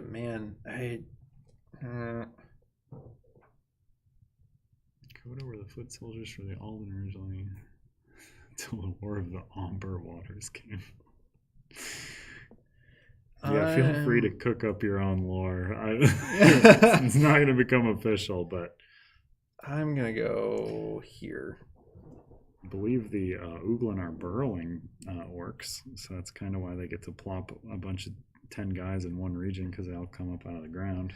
So I'm going to see if that guy can continue to hide in plain sight and just not let them dominate over there. Yeah, they are still gaining 4 points off of that region, which is going to be pretty rough. I can't I can't know, we can't do anything about it right now. Okay, so you took an action. Mm-hmm. Was that your last action? Well, no. Now I'm thinking. Now I'm reading. Did you use that? I did use it. Okay, yes. gotcha. Yep. I moved 2 guys from here to here. I mean, you're you're not in 3 separate regions anymore, are you? I'm up there. Oh yeah, that one's kind of. And I'm here too. Yeah. So you could kill the ram there, which we know it's not a ram; it's a miner. I mean, over. Oh yeah. I feel like we got to do something to, but I don't know. Yeah. No, I don't think it's a bad idea to activate right now. It's round 3. We're pretty far in. It's not like you're using it too soon. So plop, plop, plop, and then that's clearly going to kill that. So again, this is my once per use ability. I gather all my Iron Wills and deploy them, which they can only be attacked in a region that I'm already in, or they can only be deployed in a region that I'm already in, and then attack each region with an Iron Will for 2 damage. So we're going to use that to kill a ram. Sure. And we used it to kill 1 troop over there, even though it could do 2 damage, and I'm going to use it here to get rid of a minier. Probably the miner. And they'll probably redeploy those instantaneously because that's just the way it is. But for now, I feel like I did something positive for once in my life. Yeah. And when you kill them, they return to the mat. I believe this is the case. I need to double check. But I believe they return to the lowest lettered positions. They're not cycling up to the top. Okay. So that was your once per game. My turn. I don't have any. It's still going to take 2 actions because we took 2 actions. So it's going to roll them up. Don't love it. So it is going to spread the highest count 1. I believe this is the highest count right now. 1, 2, 3, 4, 5. Yeah, that certainly is. And this is 1, 2, 3, 4 adjacent regions. Yes. Okay. Really.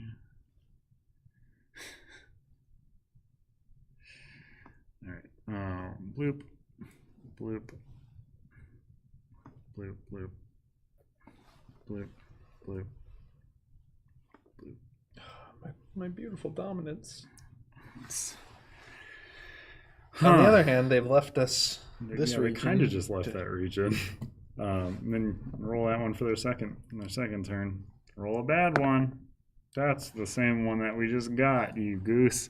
They're going to do the same thing, but now from over here. 1, 2, 3, 4, 5, 6. Oh, 1, 2, 3, 4, 5, 6, 7, 8. Oh, okay. So now they're going to actually do this region. Right? 1, 2, 3, 4, 5, 6, 7. No, they're still going to do the same one. Okay, so there we go, region 1. I'm going to go region 4. I'm going to go region there, region 1, region 4. Okay. Well, that stinks. They really did a number here. Mm-hmm. Okay, so that is their turn. They had no core to spend. No, okay, yeah. So they are done. Now we're scoring. Mm-hmm. That's a tie, I believe. Yeah, it's a tie, so nothing. It doesn't matter, I guess, because it's 0. Also a tie. Well, over there they are taking that one, so they get 2 from it, and then they get +2 for the stoic being there, and then they get a Cora for controlling. Down there, you control, but don't dominate, so you get 1. Over here, it's a tie, so nothing. Over here, I control it, so we get 1. Yeah.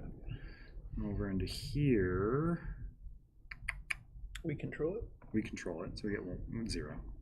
Oh. We don't have any. Yeah, so 1. Yep. Into here, they certainly control it, and they get +2 from this guy. So it would be 0, but they control. So +2. And then into the center, they get +1 for dominating, but 0 for the region itself. Okay. Yikes. Okay. And they get a Cora for that too, right? Beginning of next turn. Okay. So that is scoring. This ticks up to 4. Pass this over. That's going to go 5, 6, 7, 8. But on 5, each faction immediately gains 2 for the regions they dominate. Are they the only ones who have a region that they... Yeah. Oh, boy. Yeah. So they gain 2. Then go to 6. They gain 2. Okay. And then we go to 7. They deploy an available ram. And then we go to 8, and they move all rams. Which is just the one. Adam said they prioritize... Adam said this a bit back. AI ram bumps troops to highest threat. Okay, but where do they move to? Immediately after moving a ram. So they're just going to target higher threat again. And this guy... That's got to be here then, no? Yeah. Also, this would have deployed a troop because that is at top of round, so it might be there now. But 1, 2, 3, 4, 5, 6, 7, 8. Tie. Mm-hmm. So highest or lowest number breaks a tie. So it's going to go there. Can't target that first, so we'll just kill a troop.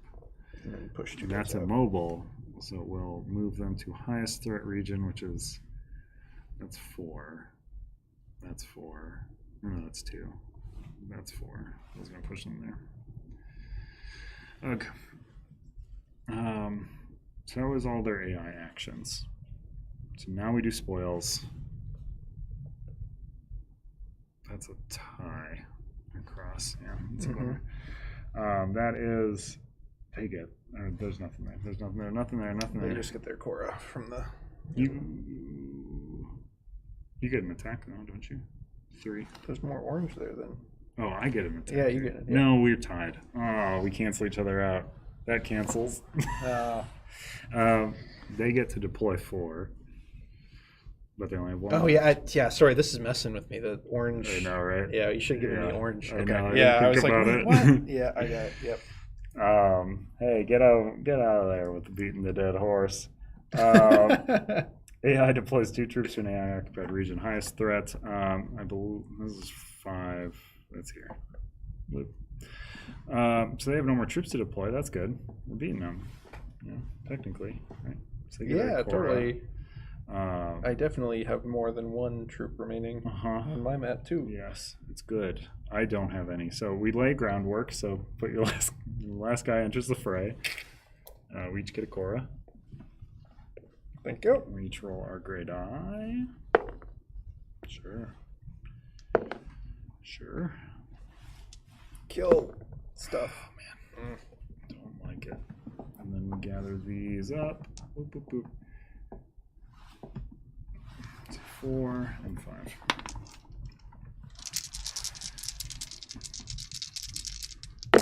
Here's the thing: we're only at the halfway point, folks. This is this one might want to go to 30. I'm not sure. I don't want them to disperse again because it's incredibly annoying. But they have so much Cora that it barely matters to give them more Cora, except it kind of does because they're going to go 2, 1. Yeah, I'll get another summon out of that. I don't love it. None of it feels good. No, I think we are on the verge of getting. Yeah, I think we're about to get annihilated. I think we're going to kick to the curb in a moment. Is how it's going. And yeah, I think Adam's talking about it a little bit. So all of these still have a lot of difficulty scaling left to do on them. Just so if we play this 4 more times and we're just getting wrecked every time. Obviously, we'll adjust it. These scenarios again have been being in the process of being adjusted for the new rule set, and still have a lot of balancing to go. So no worries if this feels like we're getting destroyed. We are probably about to get destroyed. We're exact tie right now. Oh yeah. That's all you have to look at to know how we're doing. Yeah, yep. It's not that they're going to get 5 free actions at the beginning of their next turn and then 6 at the beginning of the next one. Also, real quick, Santoro, did you remember to redeploy a dead troop to your cauldron? I did. It got immediately attacked by the ram and then moved.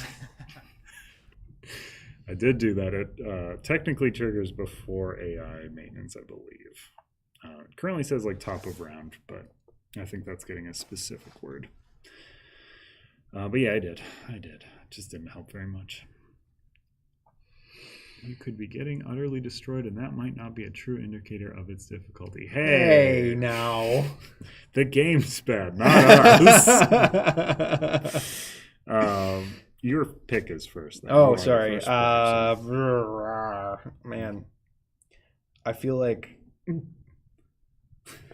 I don't know, man. Yeah, I know. I It's don't know. none of it feels great. I want more. I just want. No, I gotta move. I gotta buy a horse and I gotta move a horse. Yeah. Horse. Yeah, horse. Yeah, horse. Of course. I am gonna take 1 Cora, please. Okay. I will hope my horse survives and move it more. Yeah. I am going. We should definitely stick them with the deploy dice because it does they can't literal deploy nothing jack. for them. So we're geniuses, basically. Let's see. Okay, your first player though. Let's go around. Okay. I'm gonna spend my 2 Cora to buy a horse. Then I will. Kind of wondering. I'm going to let this take shape a little bit, I think, before I horse around. I mean, and might not be a bad time because their first act. Or no, they have an assault die. Never mind. They get to blast the living heck out of an area. So I'm going to use this to kill these 2 guys, actually, I think. One other thing to think about regarding difficulty on this. We are... this guy's just learning this thing, and we're both live talking to you, so we're not fully thinking out where things should go. We could be calculating our threat levels and kind of making them care about areas that they're not currently caring about, but we're not. That's true. Yeah, which is kind of like a key part of strategy, as I'm understanding now. Yeah. What did you do? I killed the 2 guys that were here with my Alcine die. Okay. And then I'm gonna horse around. Yeah, horse apples. What a throwback, man! What a throwback. We considered swapping the one that's our blankets. Oh, you're cut off by an emoji, and I cannot see the Have you considered swapping the AI's dice with ones that are blank and saying... I mean, we did give them a blank, so that's good. If they roll that deploy die for the rest of the game, I think we've got it. Yeah. Okay, I moved my horse from here, and then started them there and moved them here. Cool. So now I have a horse set. Did you move 1 person with them? I keep forgetting that. I get so excited. Get so excited about horses. Yeah. I mean, honestly, this is not a bad strategy. It makes a full face of that die completely useless, which is not a bad strategy, as much as it may look like it to people watching and who are thinking about the game. Let's see. So I have gained one Cora. I could deploy a hag, but I could wait. I could throw some cauldrons out. I have enough folks to dump cauldron babies out of them, which is good. I think I might do that. Yeah. Cauldron babies.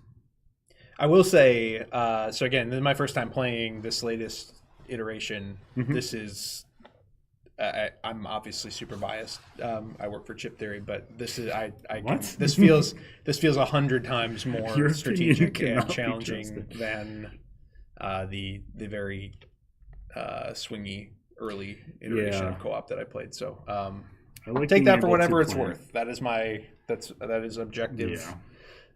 Extremely biased objective feedback.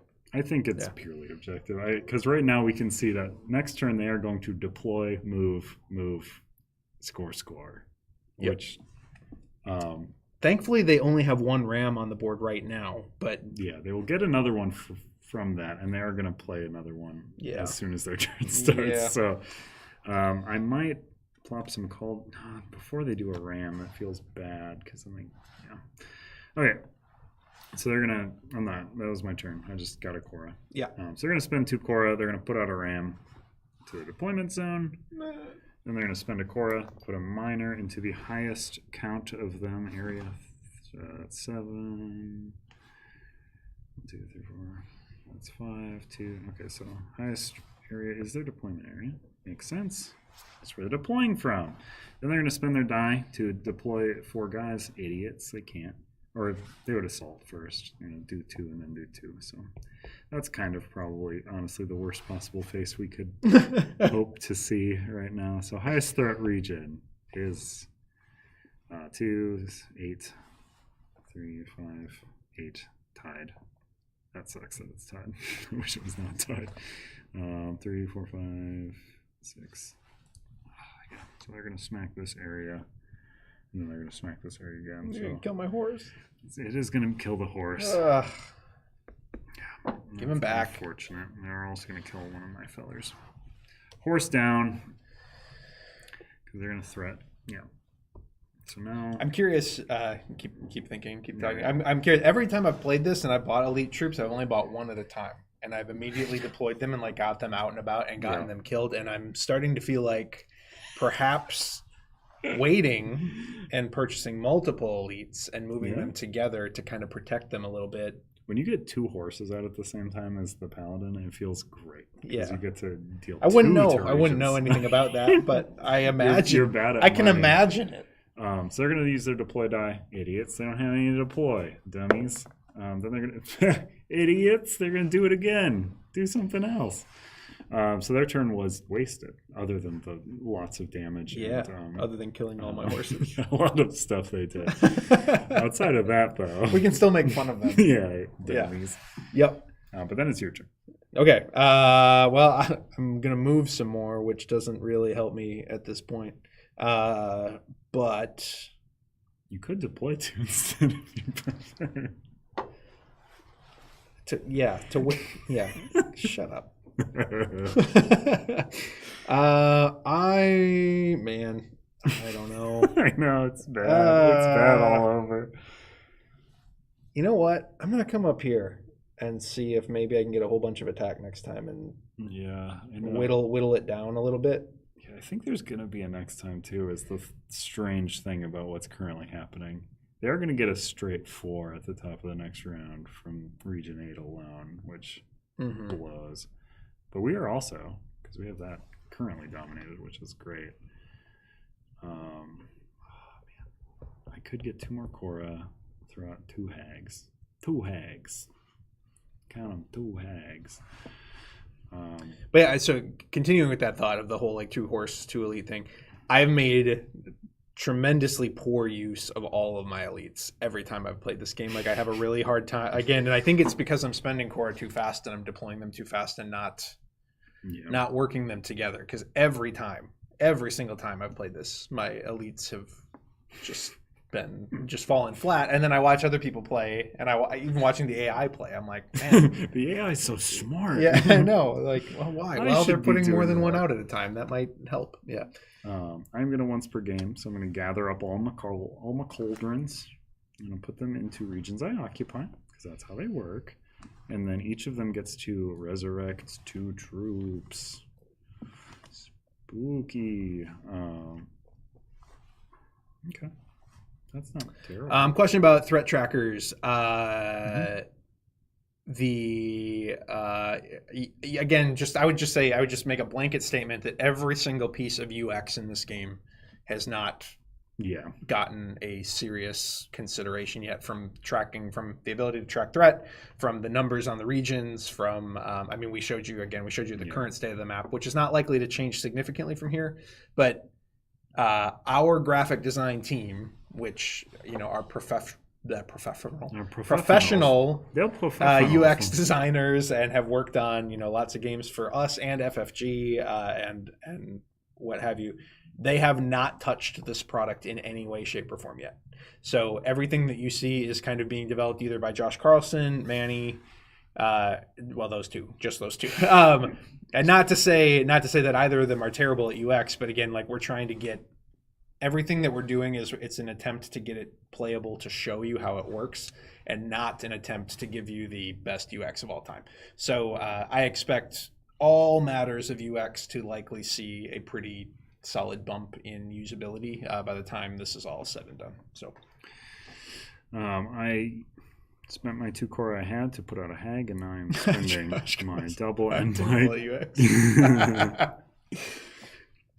Everyone keeps talking about UX. I don't know what it is.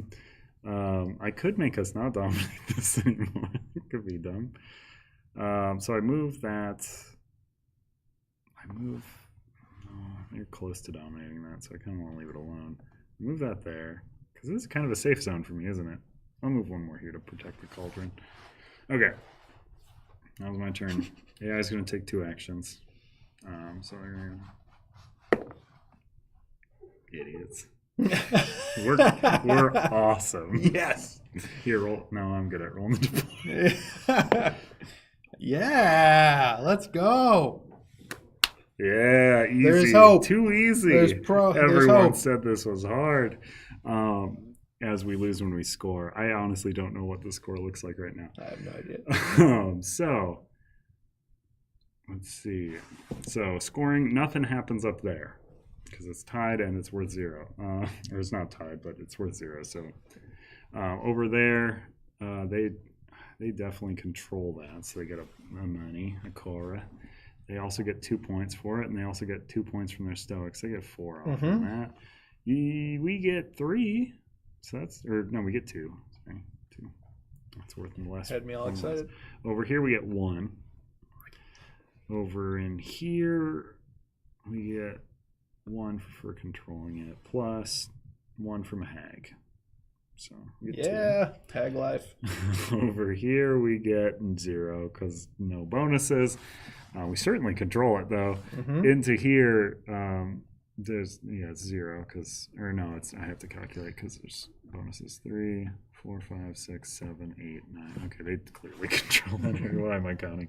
But they get 2 points from this guy. But they also get a Cora from this guy, and then into the center they get 1 for dominating. I think I've possibly given them. You can also see, I'm sure, reading the map again, you can also see how important it's going to be to have the dice and the units and the stitching like match at the end of the day, because that's also adding to some of the difficulty of like quickly calculating some of the. Yeah, my brain breaks because I gave myself the orange because this mat looks a little more orange, but all your dice are orange. Right, yeah. So this was a foolish thing that I did. Yeah. So scoring, then this happens, then this ticks up, then we activate 1, 2, 3, 4, 5. So we did not kill this ram, which is bad for us because they're going to deploy their last ram. All of their rams are going to move now. So that was 1. They deployed an available ram. 2, they're going to move all rams. Rams want to move to high threat areas and push things into high threat areas. So let's see. Let's do that in region order just to not confuse ourselves. So this is the first one to move. Highest threat region. This is 6. Oh, I also resurrect some guys first, but they're not there to resurrect. Highest threat region feels like this, like 3, 6, 7, 8, 9, 10. Yeah, that's clearly it. So this is going to move here. He's going to plink that for 1, and then it's going to move 2 troops to the highest threat adjacent region, which is here. So it's going to push 2 troops. You can push 2 of mine because then I'm closer to dominating that area, which is cool and good. So that has just happened. Then the other 2 are going to move again. It's going to 3, 6, 7, 8. This is 6. Oh, it's clearly this one now, so this is going to move here. It's going to attack the area for 1. This hag gets to attack back. Dummy. It's going to push 2. Oh, it's going to push the hag. That sucks. It's going to push it over here, though. This is going to be funny because it's going to push one of these as well. Back from whence you came. And then the last one's going to move highest threat region. Now clearly this. It's going to move over here. It's going to punch something. It has to punch this first. Yep. Kills that. Okay, it's less funny than I thought. It's going to move 2. It's going to move these 2 right back to there, I believe. Yeah, 4, 3. Yeah, that's the highest threat adjacent. Yep. Okay, so that was all the ram movements. Move all Stoics and Miners. They prioritize least threat. So Stoics and Miners. Centaur, did you trigger your hag on that final ram? No, because the it's in a region with a hag. Yes. Yeah, that's correct. They're good. Well, Hag life. hag life. All right, so we got a whole bunch over here. They're gonna move here, right? Yeah, I'm just. Should the hag have triggered every time? No, it shouldn't. No. Okay. Yeah, they're gonna move to Stoics the. and Yeah, so all that Stoics and AI. So let's do the region order. So they're going to move to the lowest threat adjacent. This is the only adjacent, so we'll just pop them in there. Then into these guys here are going to move to the lowest threat. So 3, 6, 7. That's clearly that one. So they're going to move into. oh my gosh! Please don't roll the disperse. It's going to be really bad. Okay, each faction. How many have we triggered somewhere? That was 1, 2. That was 3. Just happened. So now we're on to 4, 5. So we'll go. We each gain 2 points. Then we each gain 2 points. So the AI and us, we're going to gain 4 points each. 1, 2, 3. Because 4 and 5 are getting 2 for each point. Area you dominate. 2, 3, and 4. We Okay. have 1. We made it. Spoils. You get no. No, we're tied again. Josh, can you move the Runin score tracker a little bit to the left here? Yes. Thank you. Numbers. We're gonna play this to 30, not 35, unless it ends right now. Okay. So nothing there, nothing here. Who gets an attack? This is a fun. I mean, it's them. They have so many things. So they attack. AI attacks the region they occupy. Highest threat, repeating the effect. Here's the highest threat, I believe. Yeah, it is, clearly. It sucks, too, because they're going to just attack my hag twice, and they're not in the same region, so I don't get to attack them back. Into the center, they get to deploy 4. They don't have 4 to deploy. Into the very center, they get a Cora. Barf. Okay. They're out of stuff to deploy. That's... Their map is like empty. Oh, okay. So that was spoils. Then we're laying groundwork. We each deploy a guy. We each roll our gray dice. I have no guys. I know. Snipe. This is also why I think 30 is a good number, because we are at the end, and they are also at the end. Yep. Okay, and then we do our actions. So we'll do this. Oh yeah, they also roll their gray dice. Hate it. It rolled out. No, they get to re-roll it. It's not it legal has to land. unless it lands in there. Yes. Give them the double deploy. I will cheat. I will cheat all day. That's the best part of solo and co-op. Yeah, stick them with that. I'm not even going to think about that one. You could get a Cora for a horse. Yep. A Cora horse. That great movie that we all like. And you could get that deploy for an all move if you want. But if you're going to burn a die to do an all move. Oh, if I have a horse, because you currently have no movement. Yeah, if I have a horse, I got to be able to move it. Yep. Yeah. Okay. So that was our draft. Now we're on actions. I am action the first. I am going to, I think I'm going to do some cleanup duty. This does not deploy anywhere special. No. I'm going to plink a ram. No, I'll wait. I wait until after they act, because they're going to spend a bunch of money. I want them to not deploy rams. So I will, but I do have to take it. I'm going to do it. Yeah, I'll do it. I'll just do it. Adam's asking if we triggered Chaos 5. I don't know if we did or not. Yeah, we triggered 1 through 5. Yeah, I just didn't I didn't pick it up. Track it. Okay, so I spent an attack to attack that ram. Okay. That was my whole action. That was the whole thing. The whole thing. The whole thing. Okay. So you're up. I'm going to buy a horse with. Well, no, hold on. Let's give the AI only 1 action to start. Oh no. No, you have. Yeah, no, I have to. Yeah, no. Yep. Yep. I don't know what I'm. Okay, I'll take the Cora. Sure. Buy a horse. Buy yourself a horse. And since I can't move my horse yet on this turn, I will spend my. Well, you can't move it next turn if you spend that. You don't have any movement right now. You gotta basically spend on an all move, is what I was. Oh. Yeah, that's your deploy phase. Yeah. Shoot. Okay. Yeah, let's do that. Okay. So they are acting. So you have to wait till the next turn. You just took an action. You get a Cora. That's right. Okay. Stop cheating. I know I you can't love stop it. cheating. I just Once love you it so start. much. So they're going to deploy. They're going to double it like a bunch of dummies. Oh, but first they're technically going to spend all their Cora. So they're going to spend 2 to plump out a Stoic. They're going to spend 2 to plump out a Ram. Boy, is that good. Yeah, then they're going to do the thing I said. Then they're going to roll this for their other thing. What are you going to spend it on? Idiots. Okay, that was their whole turn. Okay. See, this is how you play against the AI. Exactly. You give them everything so they can never use their mat again. So it's back to me. I can literally redeploy the Ram immediately. It feels so bad to spend dice on it. Then don't. I don't know what else to do. Oh, I should plink off the one guy who's in my region. Mm-hmm. That makes sense. And then I have to use this, otherwise I lose it. So I'm going to plink. Try to plink these guys out so that you have control of that region. Yeah. Yeah. I'm going to dominate. So clearly just have not been playing this correctly. Yeah. But, then it's your go. And now you can move the horse and clean out the last guy. And I guess back to here. Into the fray. Yay!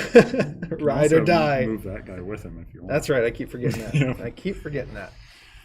All right. Okay. So the AI gets to take 2 unadulterated turns. Give that a roll. Come on, deploy. They have 2 blank deploy faces. That's not a blank face at all. That's the worst face.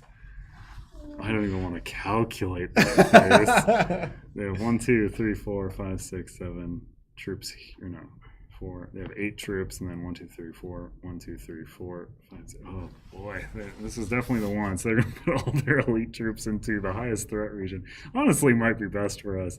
So it's gonna just plump all of their elite troops into this one region from this other one region. So they're gonna ram the ever living daylights out of me. They're gonna kill my hag.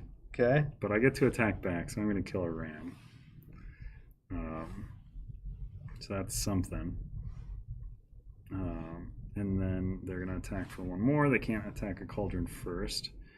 And then they're gonna push. Oh, that sucks. It pushes them all. Push them both into highest threat. So this is this area. This is this area. I get 1 left over in my cauldron. Oh, you did have 1 guy hiding back there. Okay. Yeah, it's not the end of the world. And then they disperse their remaining fellers. So they're gonna blop and blop. Oh, no more dominance. Yeah. They know how to prevent it. That's the thing. And then they get to attack. So this is the highest threat region now.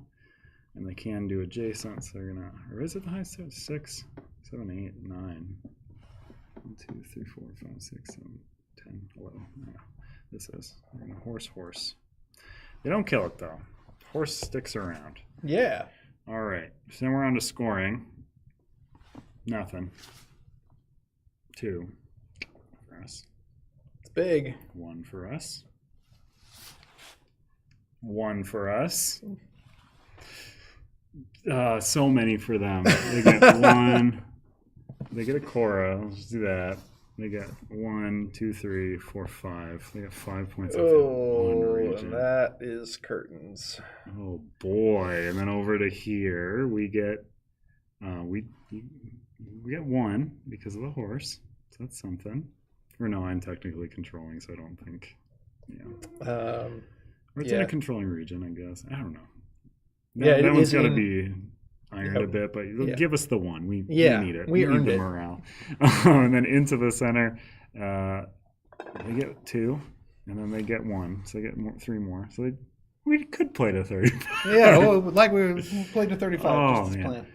Oh boy. Okay, so we lost. Yeah. Just barely though. Yeah, that was actually really, really tight. It was closer than I thought, honestly. Like it looked awful. It looked grim. Yeah. So there you go. The Runin should not be allowed to have that much money. We should have been killing their miners, but it was hard. It was hard. Yeah, this game's too hard, guys. This game's too hard. Yeah. I'm gonna close the form now, and we're gonna do a drawing. All right.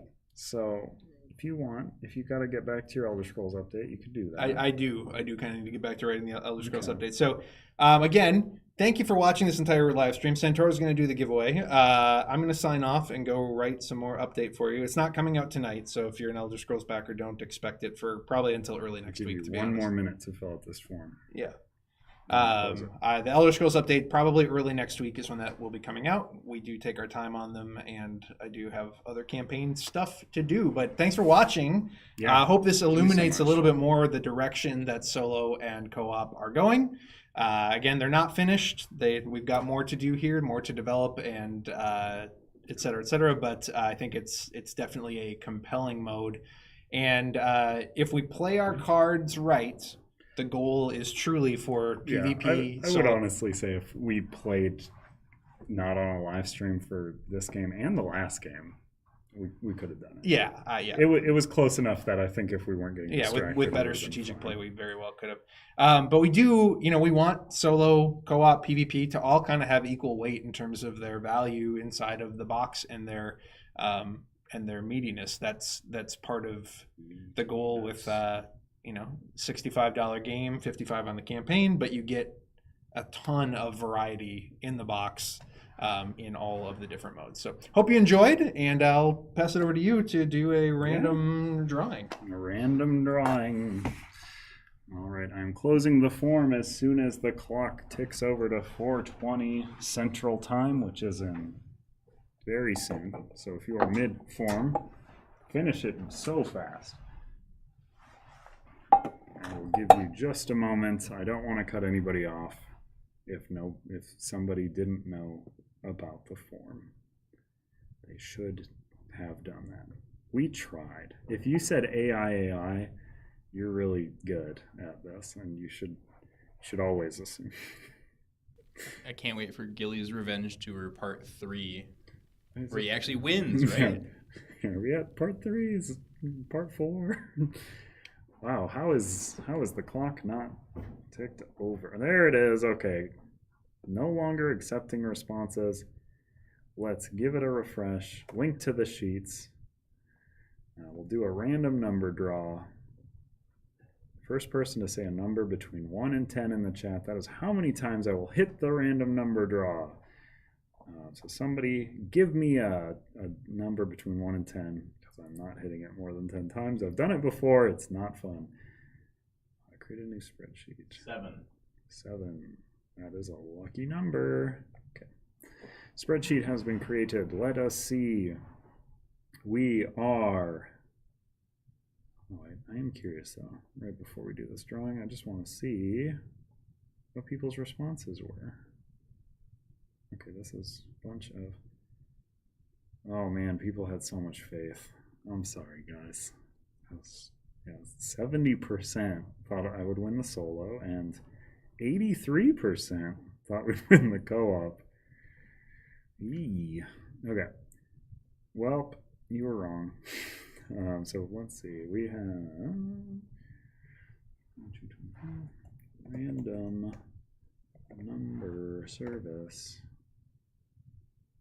Okay, let's see here. Going through true randomness. Okay, so our minimum is 2. Perfect. And we're hitting it 1, 2, 3, 4, 5, 6, 7 times. Truly been shuffled. Entrant 127 is the winter, who is... let's see what name you made me read out on stream. It looks like Dats has won. Congratulations, Dats. If you're in the chat, congratulations to you. You had a nice mix. You thought AI and then humans. That's great. Not like one mind, but 2 minds could take them on. You're wrong on one of those, but you're right on the other, so that's great. Dats, congratulations. Thanks so much, everybody, for tuning in. I will follow up with an email to Dats with your base pledge of Wroth. Enjoy that. Any final questions popping up here?